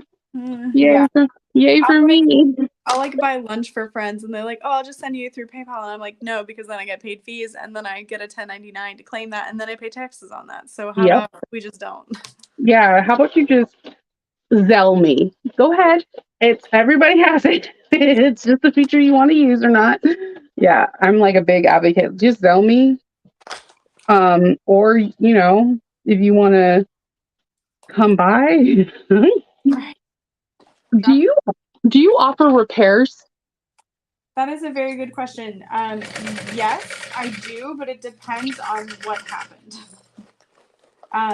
I recently hired a friend of mine to be like a brand manager for me and take over a lot of things so that I can focus on sewing. And she came up with like a not return policy, but like a repair policy. And I think it's like up to a year, depending on what happened and like if it was a faulty bag or if it was your wear and tear. You know what I mean? Yes, I do the same thing. I offer a 1 year, but if it's like, I had someone wreak havoc in a bag. Like I'm like, did you carry around 2 bowling balls? What is going on? Like it was double reinforced. It was like the straps had a vinyl seatbelt webbing kind of thing, and there should be no reason, but it didn't. It even pop off at the seam. Like it popped off at where the backpack adjusters are. I'm like, what did you do? But I do offer a repair too, and I feel like that's something that a lot of people don't necessarily talk about, and I think that it's a good selling feature, and it Mhm. also like can help people think that you're like a good Yeah, business. for sure. So when you take sales, if someone's like, "Hey, I like this bag, but I want it like this one," I know we talked about it earlier. What would you recommend? I know some people ask, "Do you do a deposit? Do you take it in full?" Gotcha. So I used to do custom orders, and what I did at shows is I would have a form and samples of different vinyls. So I'd say, okay, you want this bag, you want this fabric, what pockets do you want, etc. I did not take any money there. I then invoiced them later, like when I got Ooh, home. And full payment only. Like I'm not gonna chase anybody to make that payment. So if they never paid their invoice, I'm never ordering the supplies, etc., etc. And I would give it a 6 to 8 week turnaround. that's good. I do the same thing, but I've never thought about swatches. That is something now I'm going to definitely consider. That's very, very smart. Yeah, I had like little swatch rings with different vinyls, and like I even numbered them so that when I wrote down um, what vinyl they wanted, I gave it a description and then the actual number. Just so later on I'd know. It's harder for me now. I don't do custom orders now. I'm not going to. Like when I go to C2E2, if someone's like, oh, I wish you'd do a custom order, I'll probably say, well, what are you looking for? And if it's something I want to make, then I'll say, sure. If it's not, I'm going to be like, no, I don't do custom orders. Hard pass. Thank you. Because there's very little time that I get to sew. I want to make it what I want to make, or I need to film a tutorial, you know? No, that makes sense. I like that. Yeah. Payment. Oh, so at Comic Cons, I take Square because I had a Okay, so my first Comic Cons, I used PayPal, but I didn't hit that threshold, that 500, because it was like cash, whatever, cash card, cash card. So at my first Awesome Con, I hit 500 over PayPal over the first day, and then they held my Saturday and Sunday's money for 30 days. So let me be crystal clear with PayPal, because if you're a newer business, they put a threshold on you for like a while. That's really pretty. I love that. Oh, and it's blood spatter. Oh, I love that. That is so cute. Yeah. So there's the inside. You can't see it. It looks dark. I feel like It's the clown. same inside. It's super cute. Yeah. Oh yeah. If you're at a convention, one tip I would recommend is, one, bring a measuring tape. Two, bring a flashlight. So if someone's looking inside the bag and they can't see it because it's like not the best lighting, you can be like, "Oh, look." That's genius. You know what I always forget? Scissors. I have scissors I have a show bag that has like everything I'm gonna need. Scissors is definitely in there because there's gonna be people that are like, can I just cut this tag off? Or And you're like, yeah, sure. Hold on. Let me just use my teeth real quick. or like, rip it, and I'm like, please don't. I made that with my hands. With my hands, my blood, sweat, and tears went into this. Please don't do it. I did once sell a bag with blood on it. It was very discounted, and the lady was like, why is this discounted? And I was like, well, I finished it and I stabbed my finger with a purse foot and didn't realize it, and I bled on the front of it. So She was like, sold. I think I'm gonna buy it. Maybe stain remover. I'm like, just know that it was discounted, so whatever you want to do with it after that. That is pretty awesome though. They're like, yeah, just I'm gonna buy it. No, that's cool though. I like it. One. I appreciate you being totally honest Yeah. because you could have like got fabric markers and drew a heart over it, like or applique. What payment method do you prefer at conventions? I used to use the PayPal Here card reader because, unlike your experience, I liked that I had that money on a debit card that I could then go buy dinner. Yes.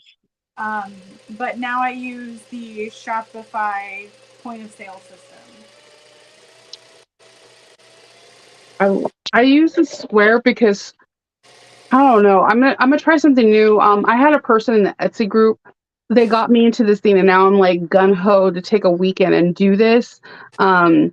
They make barcodes with their like their small little Rolo, and it comes in stickers.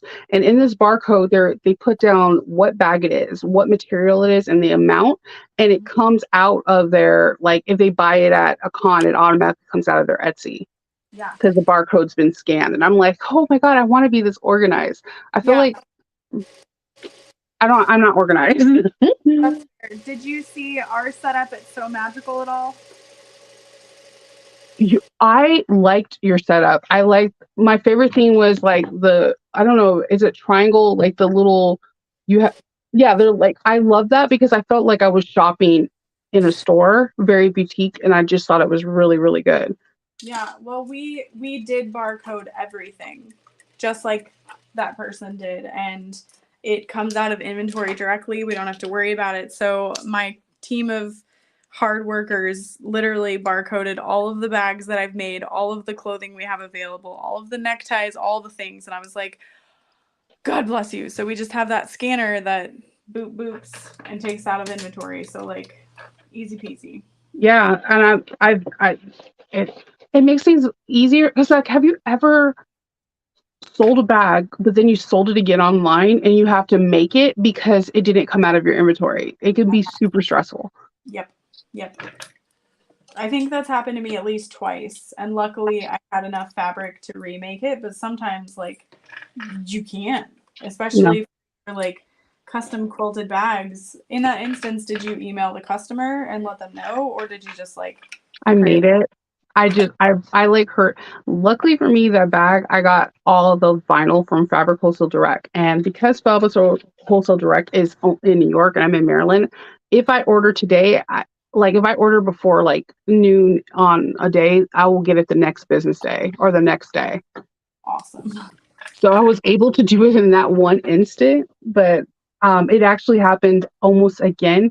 I sold a bag on Etsy, and my husband was like, "I think that one sold. I think we sold that one." I'm like, "Oh my god, don't tell me that. That's like the worst feeling. Like you're like, I don't want to remake that bag. I like to make. I don't want to remake that particular one." And that's how I feel like with my Doctor Who print that I got from Twisted Needle. I got it and I ran out of it, and I started to use a different print. And somebody was like, I want to buy it. And they somehow, I thought a listing that I took off was still active. And I did have to tell them I don't have any more of that fabric. And they were really upset. Oh, that's so hard. I felt so bad because I was like, yeah, I'm really bad at taking things off of Etsy. Yeah. It's hard to keep up with that. Like, there's so many hats you have to put on throughout the week as a small business owner, and like keeping up with inventory in that way is just like the last thing you want to worry about. Exactly. And then you feel bad and you're like, what can I do to make this person better and make the situation better? And then sometimes you have to say you can't. Yeah. You got to recognize you can't. Yeah.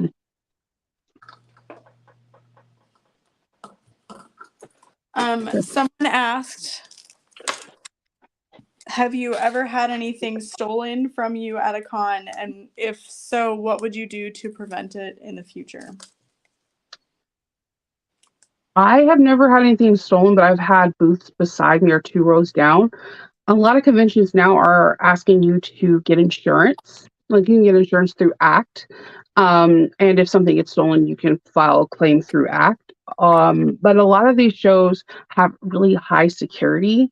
on the floor. And if you say this person stole something or it got stolen while you weren't there, they will run back video footage to try to find the person that stole. Wow. Have you?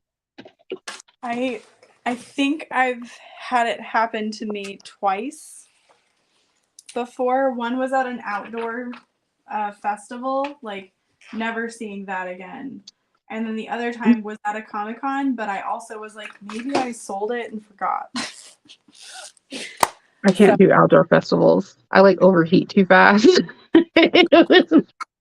Yeah. I mean, when I was starting out, I was like, I will do anything. I will Yeah. go. I'm just trying to Make enough money get that money. Yeah. Yeah. But I'm very much like a believer in karma. So I was like, Mhm.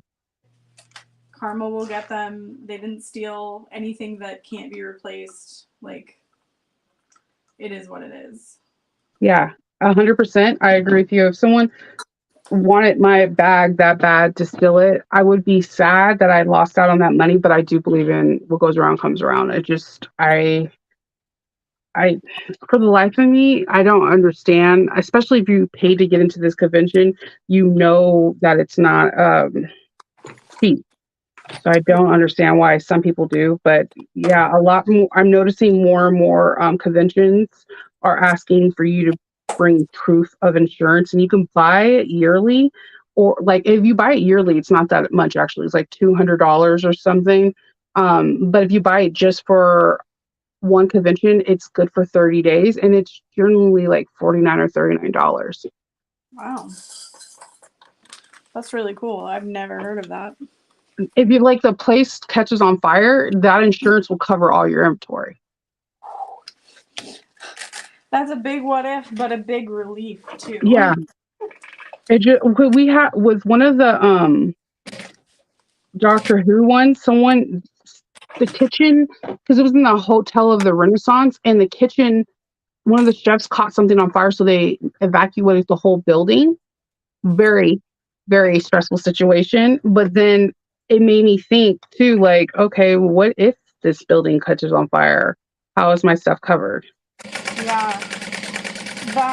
So totally random, but not at a Planet Comic-Con I went to. Like, I heard a husband and wife like arguing about something, and then like 10 minutes later, I just heard glass crash. Their setup was not stable, and like half of the inventory they brought was broken.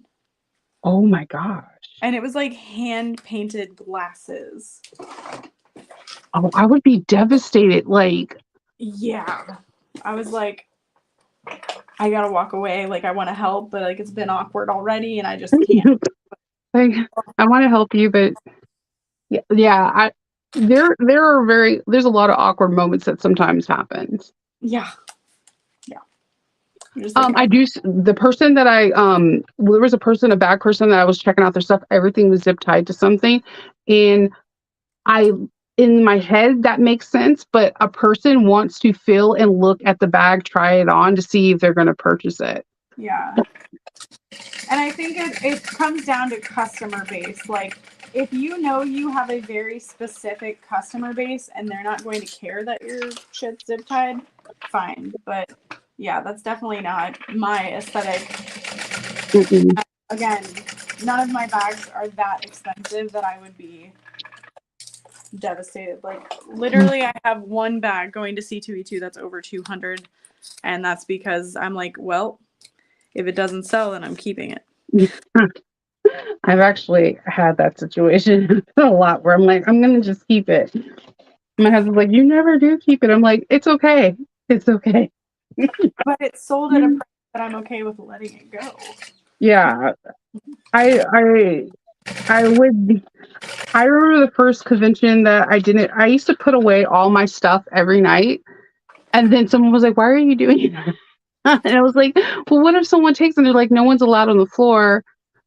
The thing that I luckily, knock on wood, I haven't had it, but I've seen other people take it. But this person that their stuff was taken, I'm not gonna lie, it was unbelievably gorgeous. She made these like amazing hats that were like Koopa from like Mario Brothers. Like they were all like puppets, but they were hats. And I was like, I'm not saying that the person should have still stole it, but I can see if you didn't have the money and you were in the mindset that it's okay to steal, which it's not. I can see why they went after this particular person because it's so original. Like there's no way you're gonna find that.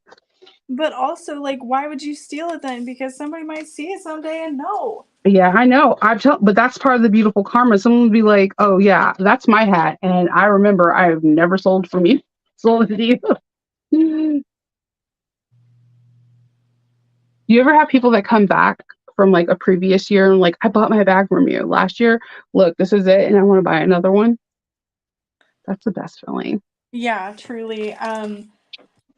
I've taken a very large break from Comic-Cons, and I've had people message me like, oh, I love my stuff so much and I just want to buy more. Are you going to be at any shows? And I'm like, no, but you can shop online.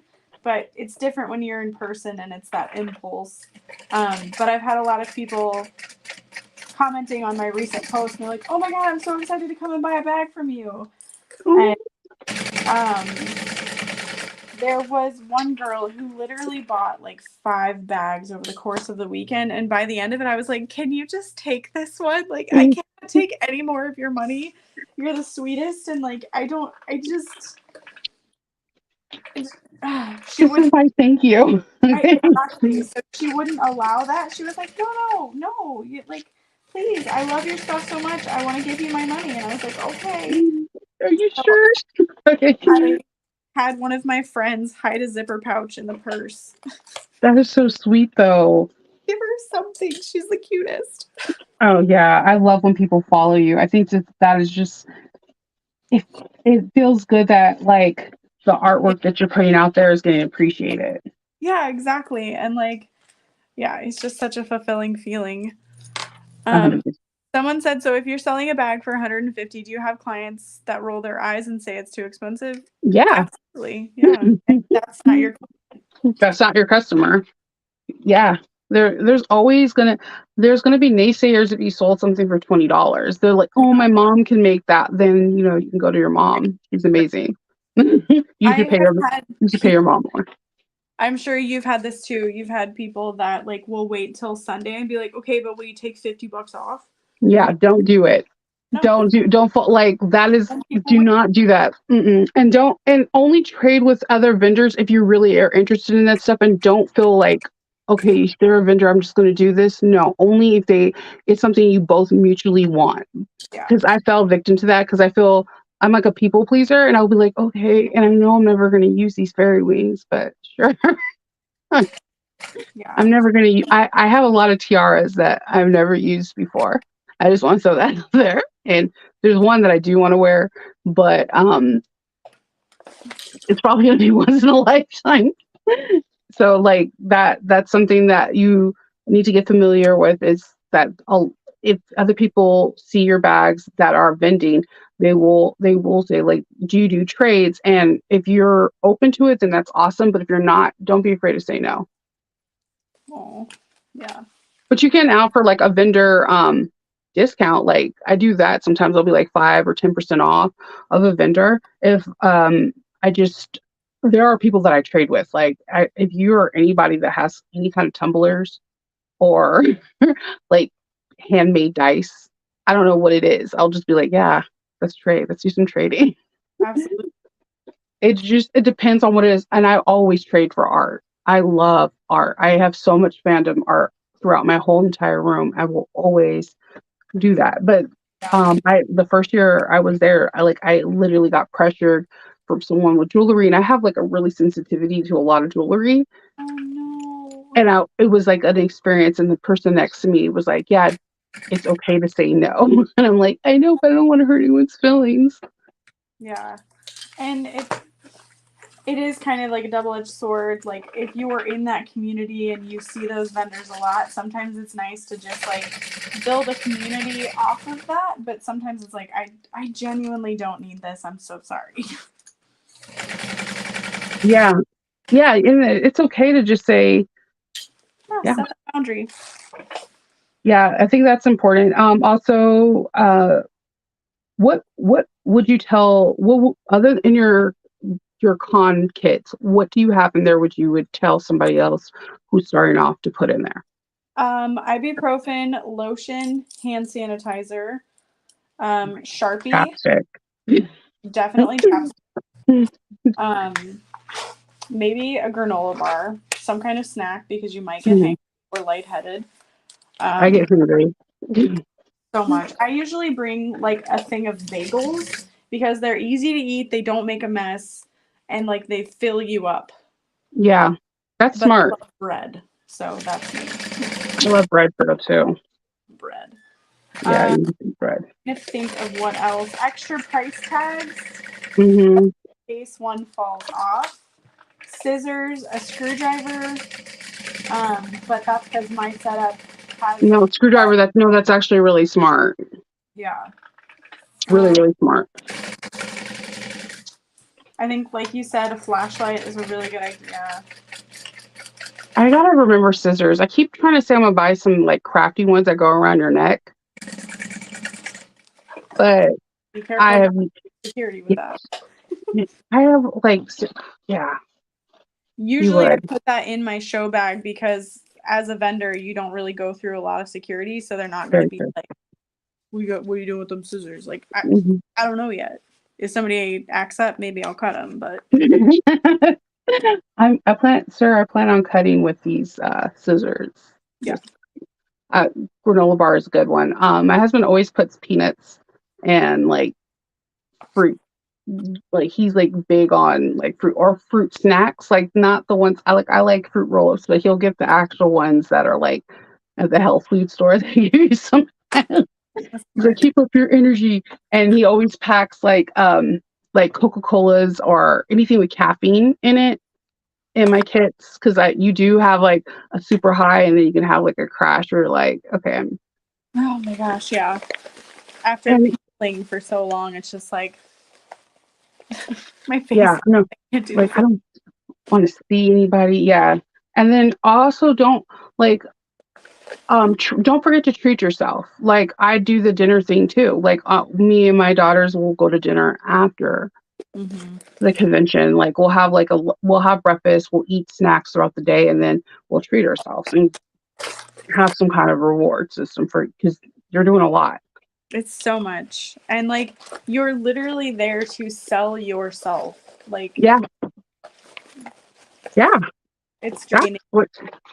That's literally what you're doing. I never really thought of it that way, but yeah.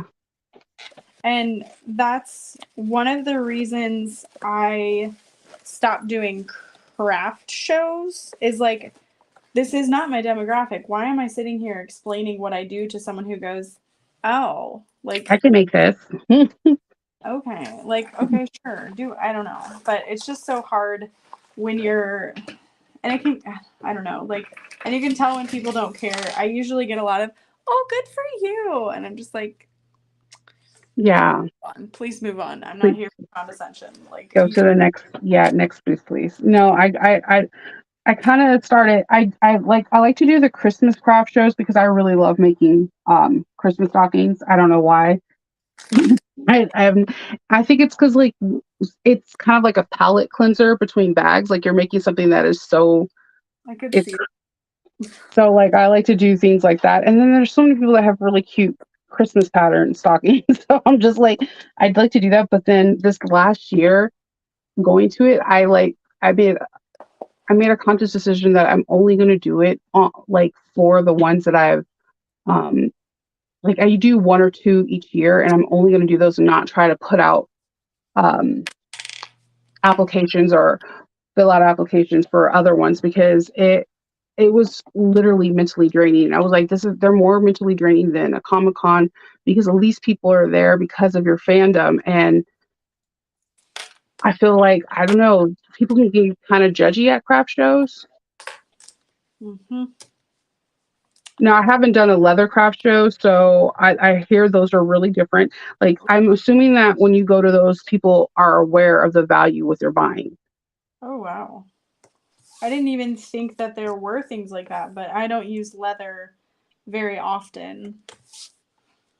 Yeah, I know There's a few out here. I know there's a whole lot more in Texas, but there's a few out here, and I thought like I scouted one this year for it was like it's a leather and horse convent like holiday show. No joke. Like everything's horse related, riding. So leather goes with it. And like people were selling like this one like saddlebag that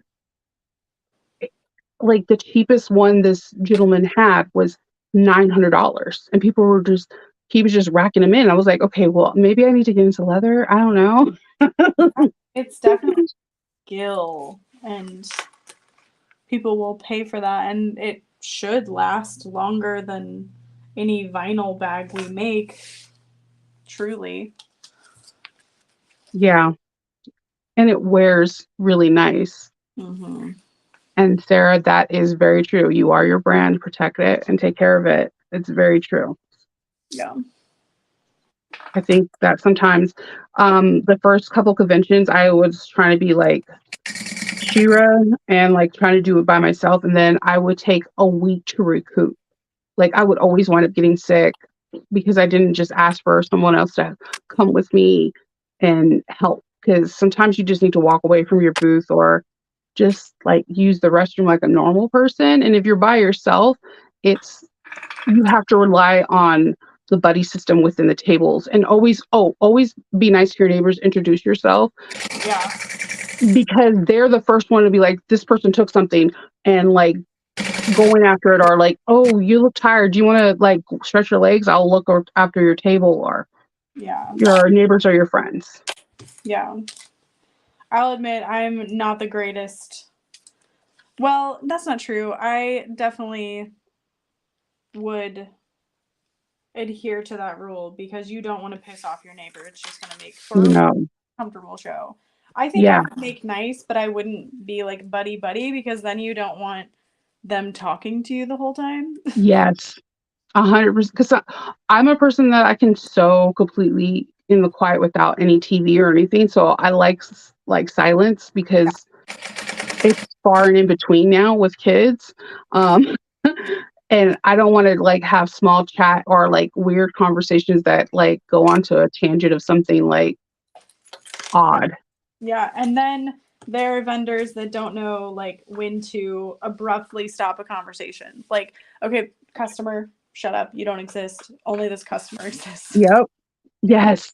Oh my God. Yes. That is like so facts because you're just like, this person is trying to talk to me. That, and also, oh, there's Facebook groups like We Are Vendors. So you can join groups like this, and you can see if let's say there is a Comic-Con or a Galacticon or something in your area, you can type it in the search engine, not ask. Type it in the search engine first. Those groups will be quick to be like, if you type it into the search engine, Yeah. why are you asking the question when you can look it up? I did that too. Just search engine it and see if it's in your area, and then like just follow it. Like you'll learn. Like vendors tell the honest truth. Like, no, these people were bad. They didn't have parking for us. They didn't have a loading dock ready for us, or they made you wait extremely long.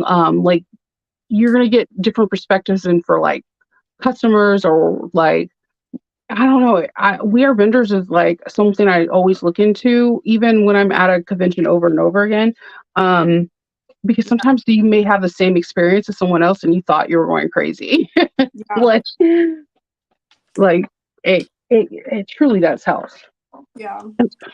And then there's like different smaller vendors for like states, and there's like the one I keep saying, Galactic Comic-Con, they have like the huge one that's in Richmond and North Carolina, but then they have smaller ones in each state that is just for that particular state, and you might be able to like, put your hat in on there and try Artist Alley or Maker's Alley and go for it.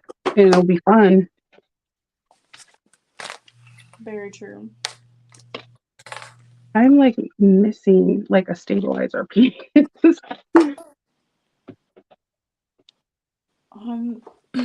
Lynette, I am making the Devon wristlet and some Catalina crossbody bags. This is my last one. And I am cutting out stabilizer for Ojima. And I never think I say that one right either. I'm fairly certain that I say all the names wrong. Sounds right. I mean, when Joe says it in Country Cow, like I'm like, I never would have guessed in a million years that's how you say it. And you say it so she says it so effortlessly and like elegant. I'm like, I'm literally jealous of you. Especially with her accent. Like, Oh my God, it's amazing. I'm like, just I sometimes I'll listen to her. I listen to like some I love when like designers and YouTube people that I can just listen to in the background. And I'm like, I recognize your voice, but it's like a soothing presence where I feel like somebody else is there with you in the room sewing. for sure. Like I had I was telling Monica that I listen to your ASMRs like before I go to bed because the sound of the sewing machine is so soothing. Yeah. And I'm like, she's genius for coming out with that because like there are so many sounds that we make in the sewing room.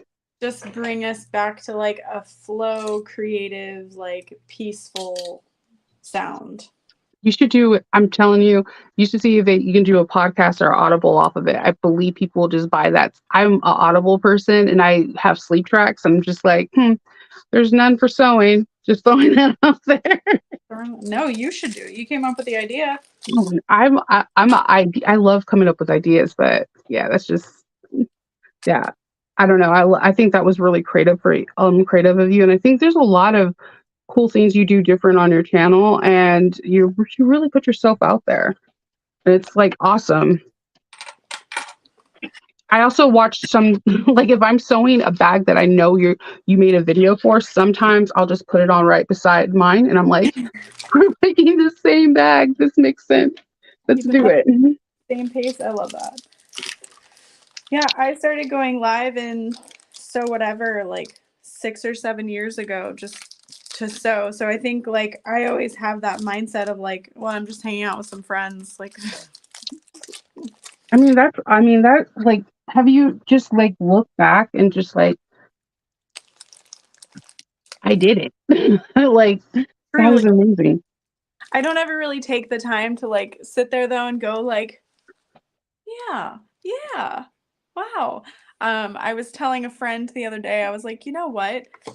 Like, I feel like I'm out in the middle of the ocean and like I've done all these things. I'm not drowning, but I'm just like, where am I going? What am I doing? I don't even know. I mean, I think yeah, it's Amy Joe backward. It's Amy and Joe's name backwards. So I always, but she said like when you're not watching this, just go on to Country Cows, and when she says it, you're gonna be like Chanova said it absolutely incorrect. Because like I kept doing Limiza, I still say Limonza. She says Limonza, and I call it Limiza, and I don't know why. It just because it's lemon with a ZA at the end. I just yeah. So whenever I want to say a name right with one of Country Cows, I'll just Watch the video. watch her beginning of the intro video. I'm like, yeah, that all makes sense. Now I get it. I just go with it. But yeah, that's my favorite pattern from her. And that's another big seller on my website is because people like how small it is and the million pockets it has. Yeah, I have not made any of her patterns, but I always want to and I always mean to. It's just like learning a new pattern designer's layout for me can be a lot. It is. I feel like whenever I do any of Alexis, I already know I'm like it's 3/8 of an inch seam allowance. Like you know certain things so that you're just like looking through it and you're comfortable. Like somebody asked me something about spoon. I was like, it's a half inch. It's always a half inch. Yeah. It's like you get into that rhythm. And I don't know. I totally get it because there's certain things that I make on repeat.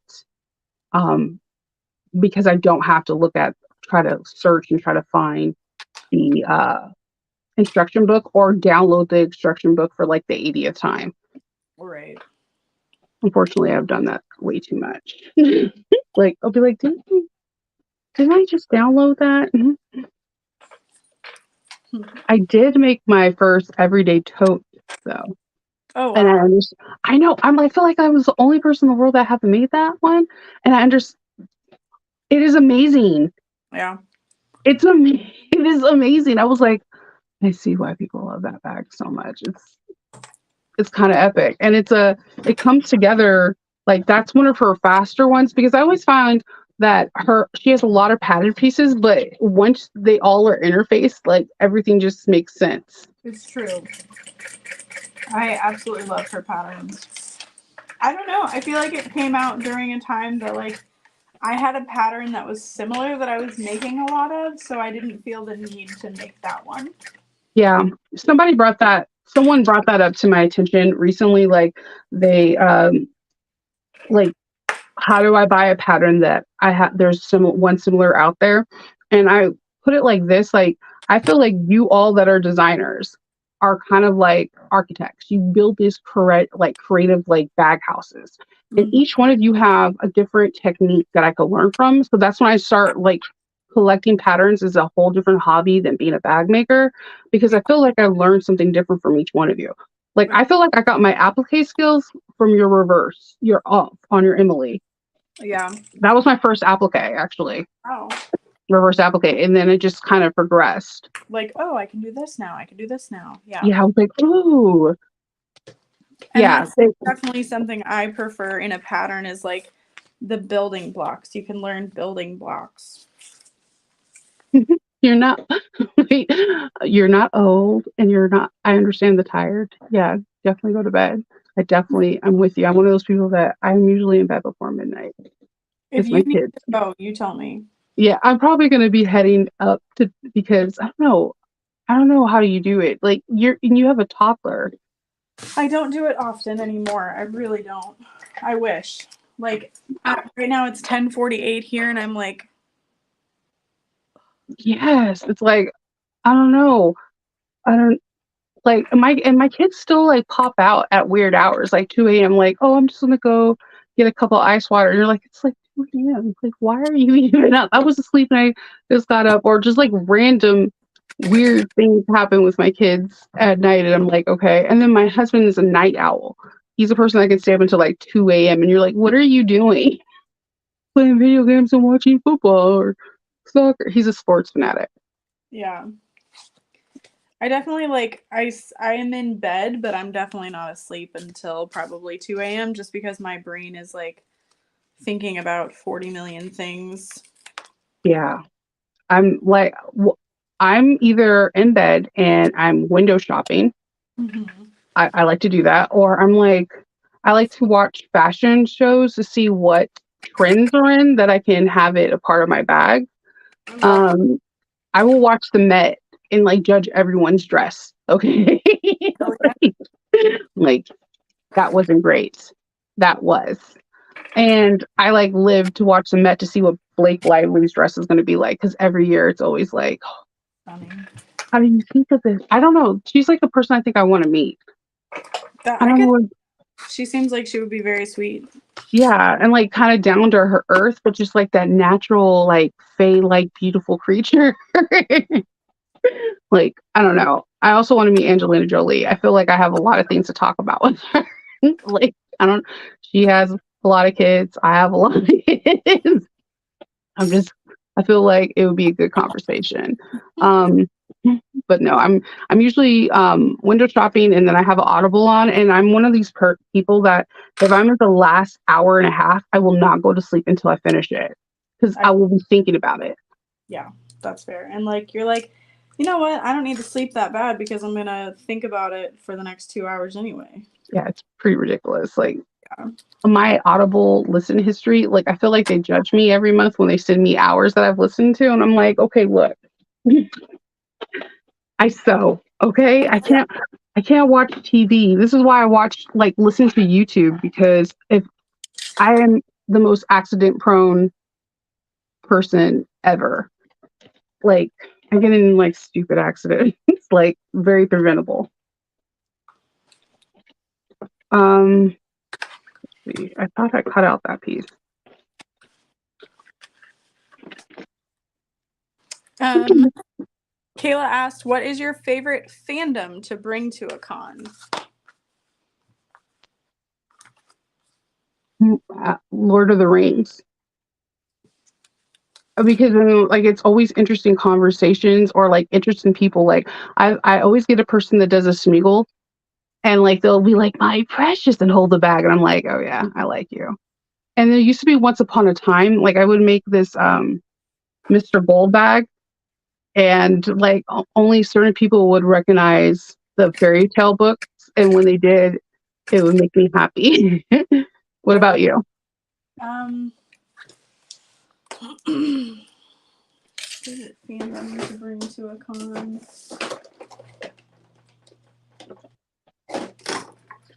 I truly cannot think of one specific that I'm like, oh, definitely this. Honestly, I Also, Supernatural, because people like will stop.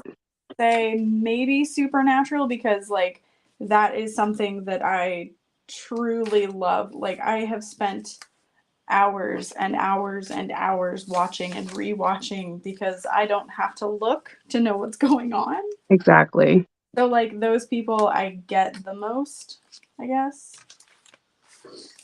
Yeah. I try to make a stuffed animal mini backpack, but the bear when the in the wish it didn't turn it didn't turn out that good, and I was also afraid of what, because that is such an interesting episode because my daughter watched it. She was like, "That is a really dark." I was like, "Yeah, I never thought anybody that can make a stuffed animal show that got real dark real fast." Yeah. So I was like, a good episode. Yeah, she's watching it because she actually started to watch the Winchesters, and I have not watched that yet. I haven't either. I just think who asked for this. Yeah, I mean, I want to hear because I know Dean is like doing like the Wonders years, like the I don't care.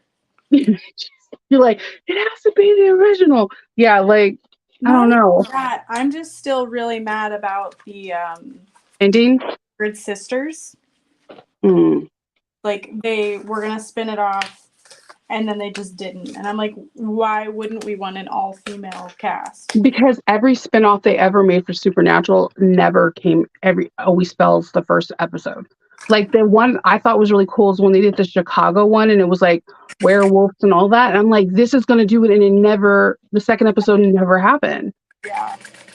They were gonna do a show just off of Charlie, like the day, her day in the life ever since she met the Winchesters and having found out she's a witch, and it never came. Like I think it has like this weird curse that it can't live up to the original. That's fair. I could see that, but like then don't make the Winchesters, which isn't even like on board with what like it's not even I don't know. I'd have to watch it, I guess, but like from what it sounded like, I was like, that doesn't even make sense. You know why I haven't watched it? It's because I did not like the mother's character when she came back. So I really don't want to see her as a young hunter. Yeah. Does that if the show was just revolved around their dad, which Papa Winchester is super hot, I might watch. Because he was like a really complicated character in the first season, first two episodes of the second season character. And I don't know. I probably would have watched something based off of only reason I want to watch the Winchesters to see if they're gonna have more of Bobby's character. Because I don't know. I don't know. Or they would have just done any other like the all I don't know. I agree with you. They should have did the all broadcast, but I think they're also afraid because like there was so much flack with the new charmed ones. Okay, well that's because it's terrible. You know what the premise, like I liked how it happened, but it just did not evolve good. After like episode 4 or 5, like the fact that I knew all the secrets like within it, and I was like, oh. Yeah. And when one of the main characters like left now too. Oh. Well, didn't they like reboot it? Like it didn't even make sense. My thing is like if if they were gonna reboot it, why not just use the charm kids? Like they all have magical. I would like to see Phoebe's kids. Her kids are half Cupid. So like let's see what they do. Can they be a bad Cupid? Right. like And like that's what frustrated me about the Wayward Sisters is I'm like, we already know and love these characters. What would fail? yeah, I'm with you. I don't know. Um you have to think what that channel's most successful show is the Winchesters. Like ever like second is was Smallville. No. Most of them, and then Charmed, and Charmed didn't do it didn't compare to the original Charmed like at all. Like it's like they took the same storylines and just did new episodes, and then it just didn't feel authentic. Mm-mm. I don't know, and I felt like they tried too hard. Just Yeah. Disney stuff sells. Yes and no. It's yes and no. Like I like if you're talking about Disney as an overall brand, like in Star Wars or like a very specific character, yes, but like honestly, I've never sold any Mickey Mouse bags at any of my conventions. Or when I do sell Winnie the Pooh, it's usually not in conventions. It's more like someone reaching out to me to get a bag from that genre. But no, I have more luck with superheroes like DC or like I have a lot of luck with just more superheroes. I'm trying to think like no. Harry Potter sells really well for me though. Oh yeah, definitely. Tori said that they're having that issue with the How I Met Your Father because it wasn't like How I Met Your Mother, but they want to like it because of Hilary Duff. And same, I I like Hilary Duff. I love Hilary Duff so much. So I watched it and like it wasn't good, but I enjoyed it because of Hilary Duff. I watched 3 episodes and I just couldn't get into it. No, it's not great. Like the thing is that like they're trying to. One season right now, or no? I think it's going into the second season, or it is in the second season. Okay, then I want to watch it. I think it because people are trying to get the formula of what the original cast is. There's no way a show is going to like compare to the original. There's no way. Like, what are you trying to do? Nobody asked for this. Yeah, there's no way. Like, and it was think about it. Like, even one of the main cast members, I think it was like Jason Segel said, like, if you watch the first episode of How I Met Your Mother, it's so not conscientious into today's society. If that show would have came out today, it would have been canceled. And that's the same thing with like The Office. Like, I love The Office, but like when you watch it, there's a part of you that cringes at some things. Like, I say That's What She Says like all the time, but it's not really appropriate anymore for me. But like I love it. Like I love Dwight Schrute. Like I feel like best character ever. Like I love it, but it's if they were to redo The Office, everybody would hate it. Yeah. There's just you got invested into these characters, so it's true. I don't know. Like even the Mindy Project, I love the Mindy Project. I love the Mindy Project. Yeah. Oh my god, I loved it so much. I didn't like the last season so much, and I think normally I'm not a person that says this because I'm a firm believer that you don't like the last season of something because you don't want to see it end. But it just didn't feel like the rest of the season. I because like I watch the Mini Project if I'm trying to go to bed and just fall asleep where I don't have to try to stay up and watch something to see what happens next because I've seen it so many times. Fun fact about the Mindy Project: the other doctor that she's into in the first season is in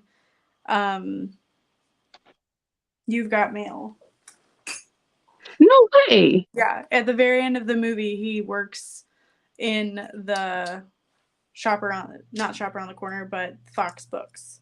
I was like, shut up, that's hilarious, because Mindy's always talking about like rom-coms and stuff, and then God, that first episode is classic. That is like the best first episode ever. Yeah. Because like her talking smack to Barbie in the pool was like hilarious. I thought I was gonna like Velma because I like Mindy so much. Oh my god. Oh, it's hard. It was hard. Like it. I thought I knew it was going to be like maybe like Archer, like pushing the boundaries. It felt like it was trying too hard. I don't know. And That's I love Scooby Doo. right. Also, oh, okay. So I don't know if you guys follow Tara from Creation. She had a post the other day, and it literally blew my mind. The Oh my bag, god, yeah. yes. I'm like, can we talk about that? One of us made a bag for the biggest show that's possibly out right now. Yeah. First of all, I need her to drop the pattern. I'm just gonna throw that out there. Drop For the sure. pattern. Well, go ahead and explain it just in case other people haven't. Okay, so in The Last of Us, there's backpacks that are worn by all the main characters. Oh yeah, that's Tara's creation. She made the backpacks. Yeah, I I will try to find the link, but the Tara made the backpacks to a major. That is so huge for one of us. Like I can't explain this enough that when one of us succeeds, we all need to be behind them because we're a blip in this artistic world. There's not a lot of sewists. And to narrow it down, if you look at bag makers compared to quilt or garment, we're even smaller. So true. So one of us made the backpacks for The Last of Us. And like it was 3 different backpacks. Yeah. Based Tara off drop. of the video game, correct? Yes, based off of video games, she was able to create patterns and make this. You need to drop the pattern, Tara, or make a version of the pattern for us. Um, I was so excited. Like I literally squealed when I read her post. That is just like that's crazy. That's like that's like the most popular like show right now. Like that's like if a House of Targaryen, if one of the characters had a bag that carried arrows and it was one of us that made it, we should all be fanning out. So Like I was thrown off. I was like, oh my god, like, you were cool before, but you're unbelievably cool right now. I look back at that post. I'm like, she should be like on cloud 9. yeah. And like now being able to finally share that information because you know how long that took. Yeah, I gotta see if I can find the link Yeah, for sure. I'm because yeah. to a stopping point on this bag. Like I want to finish it, but I'm also like I'm very tired. Yeah. Oh no, I have a 3 mistakes. If I make more than 3 mistakes, I stop. Yeah. Let me see if I can find it. I have not made any mistakes, but if I get to the binding and mess it up, I'm gonna cry. You're like, yeah, I Hulk smash at that point. Like binding, it's been a love-hate relationship with me. It's been a never-ending process.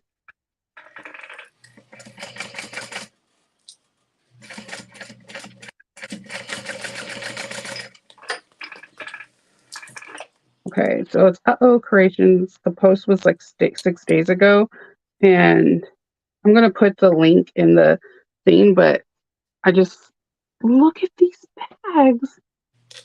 Like I don't. I couldn't really watch The Last of Us after the first 2 episodes. I went through so many emotions, and I was like, I don't know how to feel right now. And I'm also a person who likes to wait until the season is like.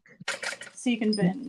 Yes, stupid Netflix. It's a love-hate relationship with them too. Don't make me feel things and don't make me wait. Oh my god, dude, don't make me feel things. Like No. I wasn't prepared, I guess. I should have because it's like it's Games of Thrones should have taught me, like, or even True Blood. There was like comedic moments, but then they'll be like a death, and you'd be like, why did you make me love this character?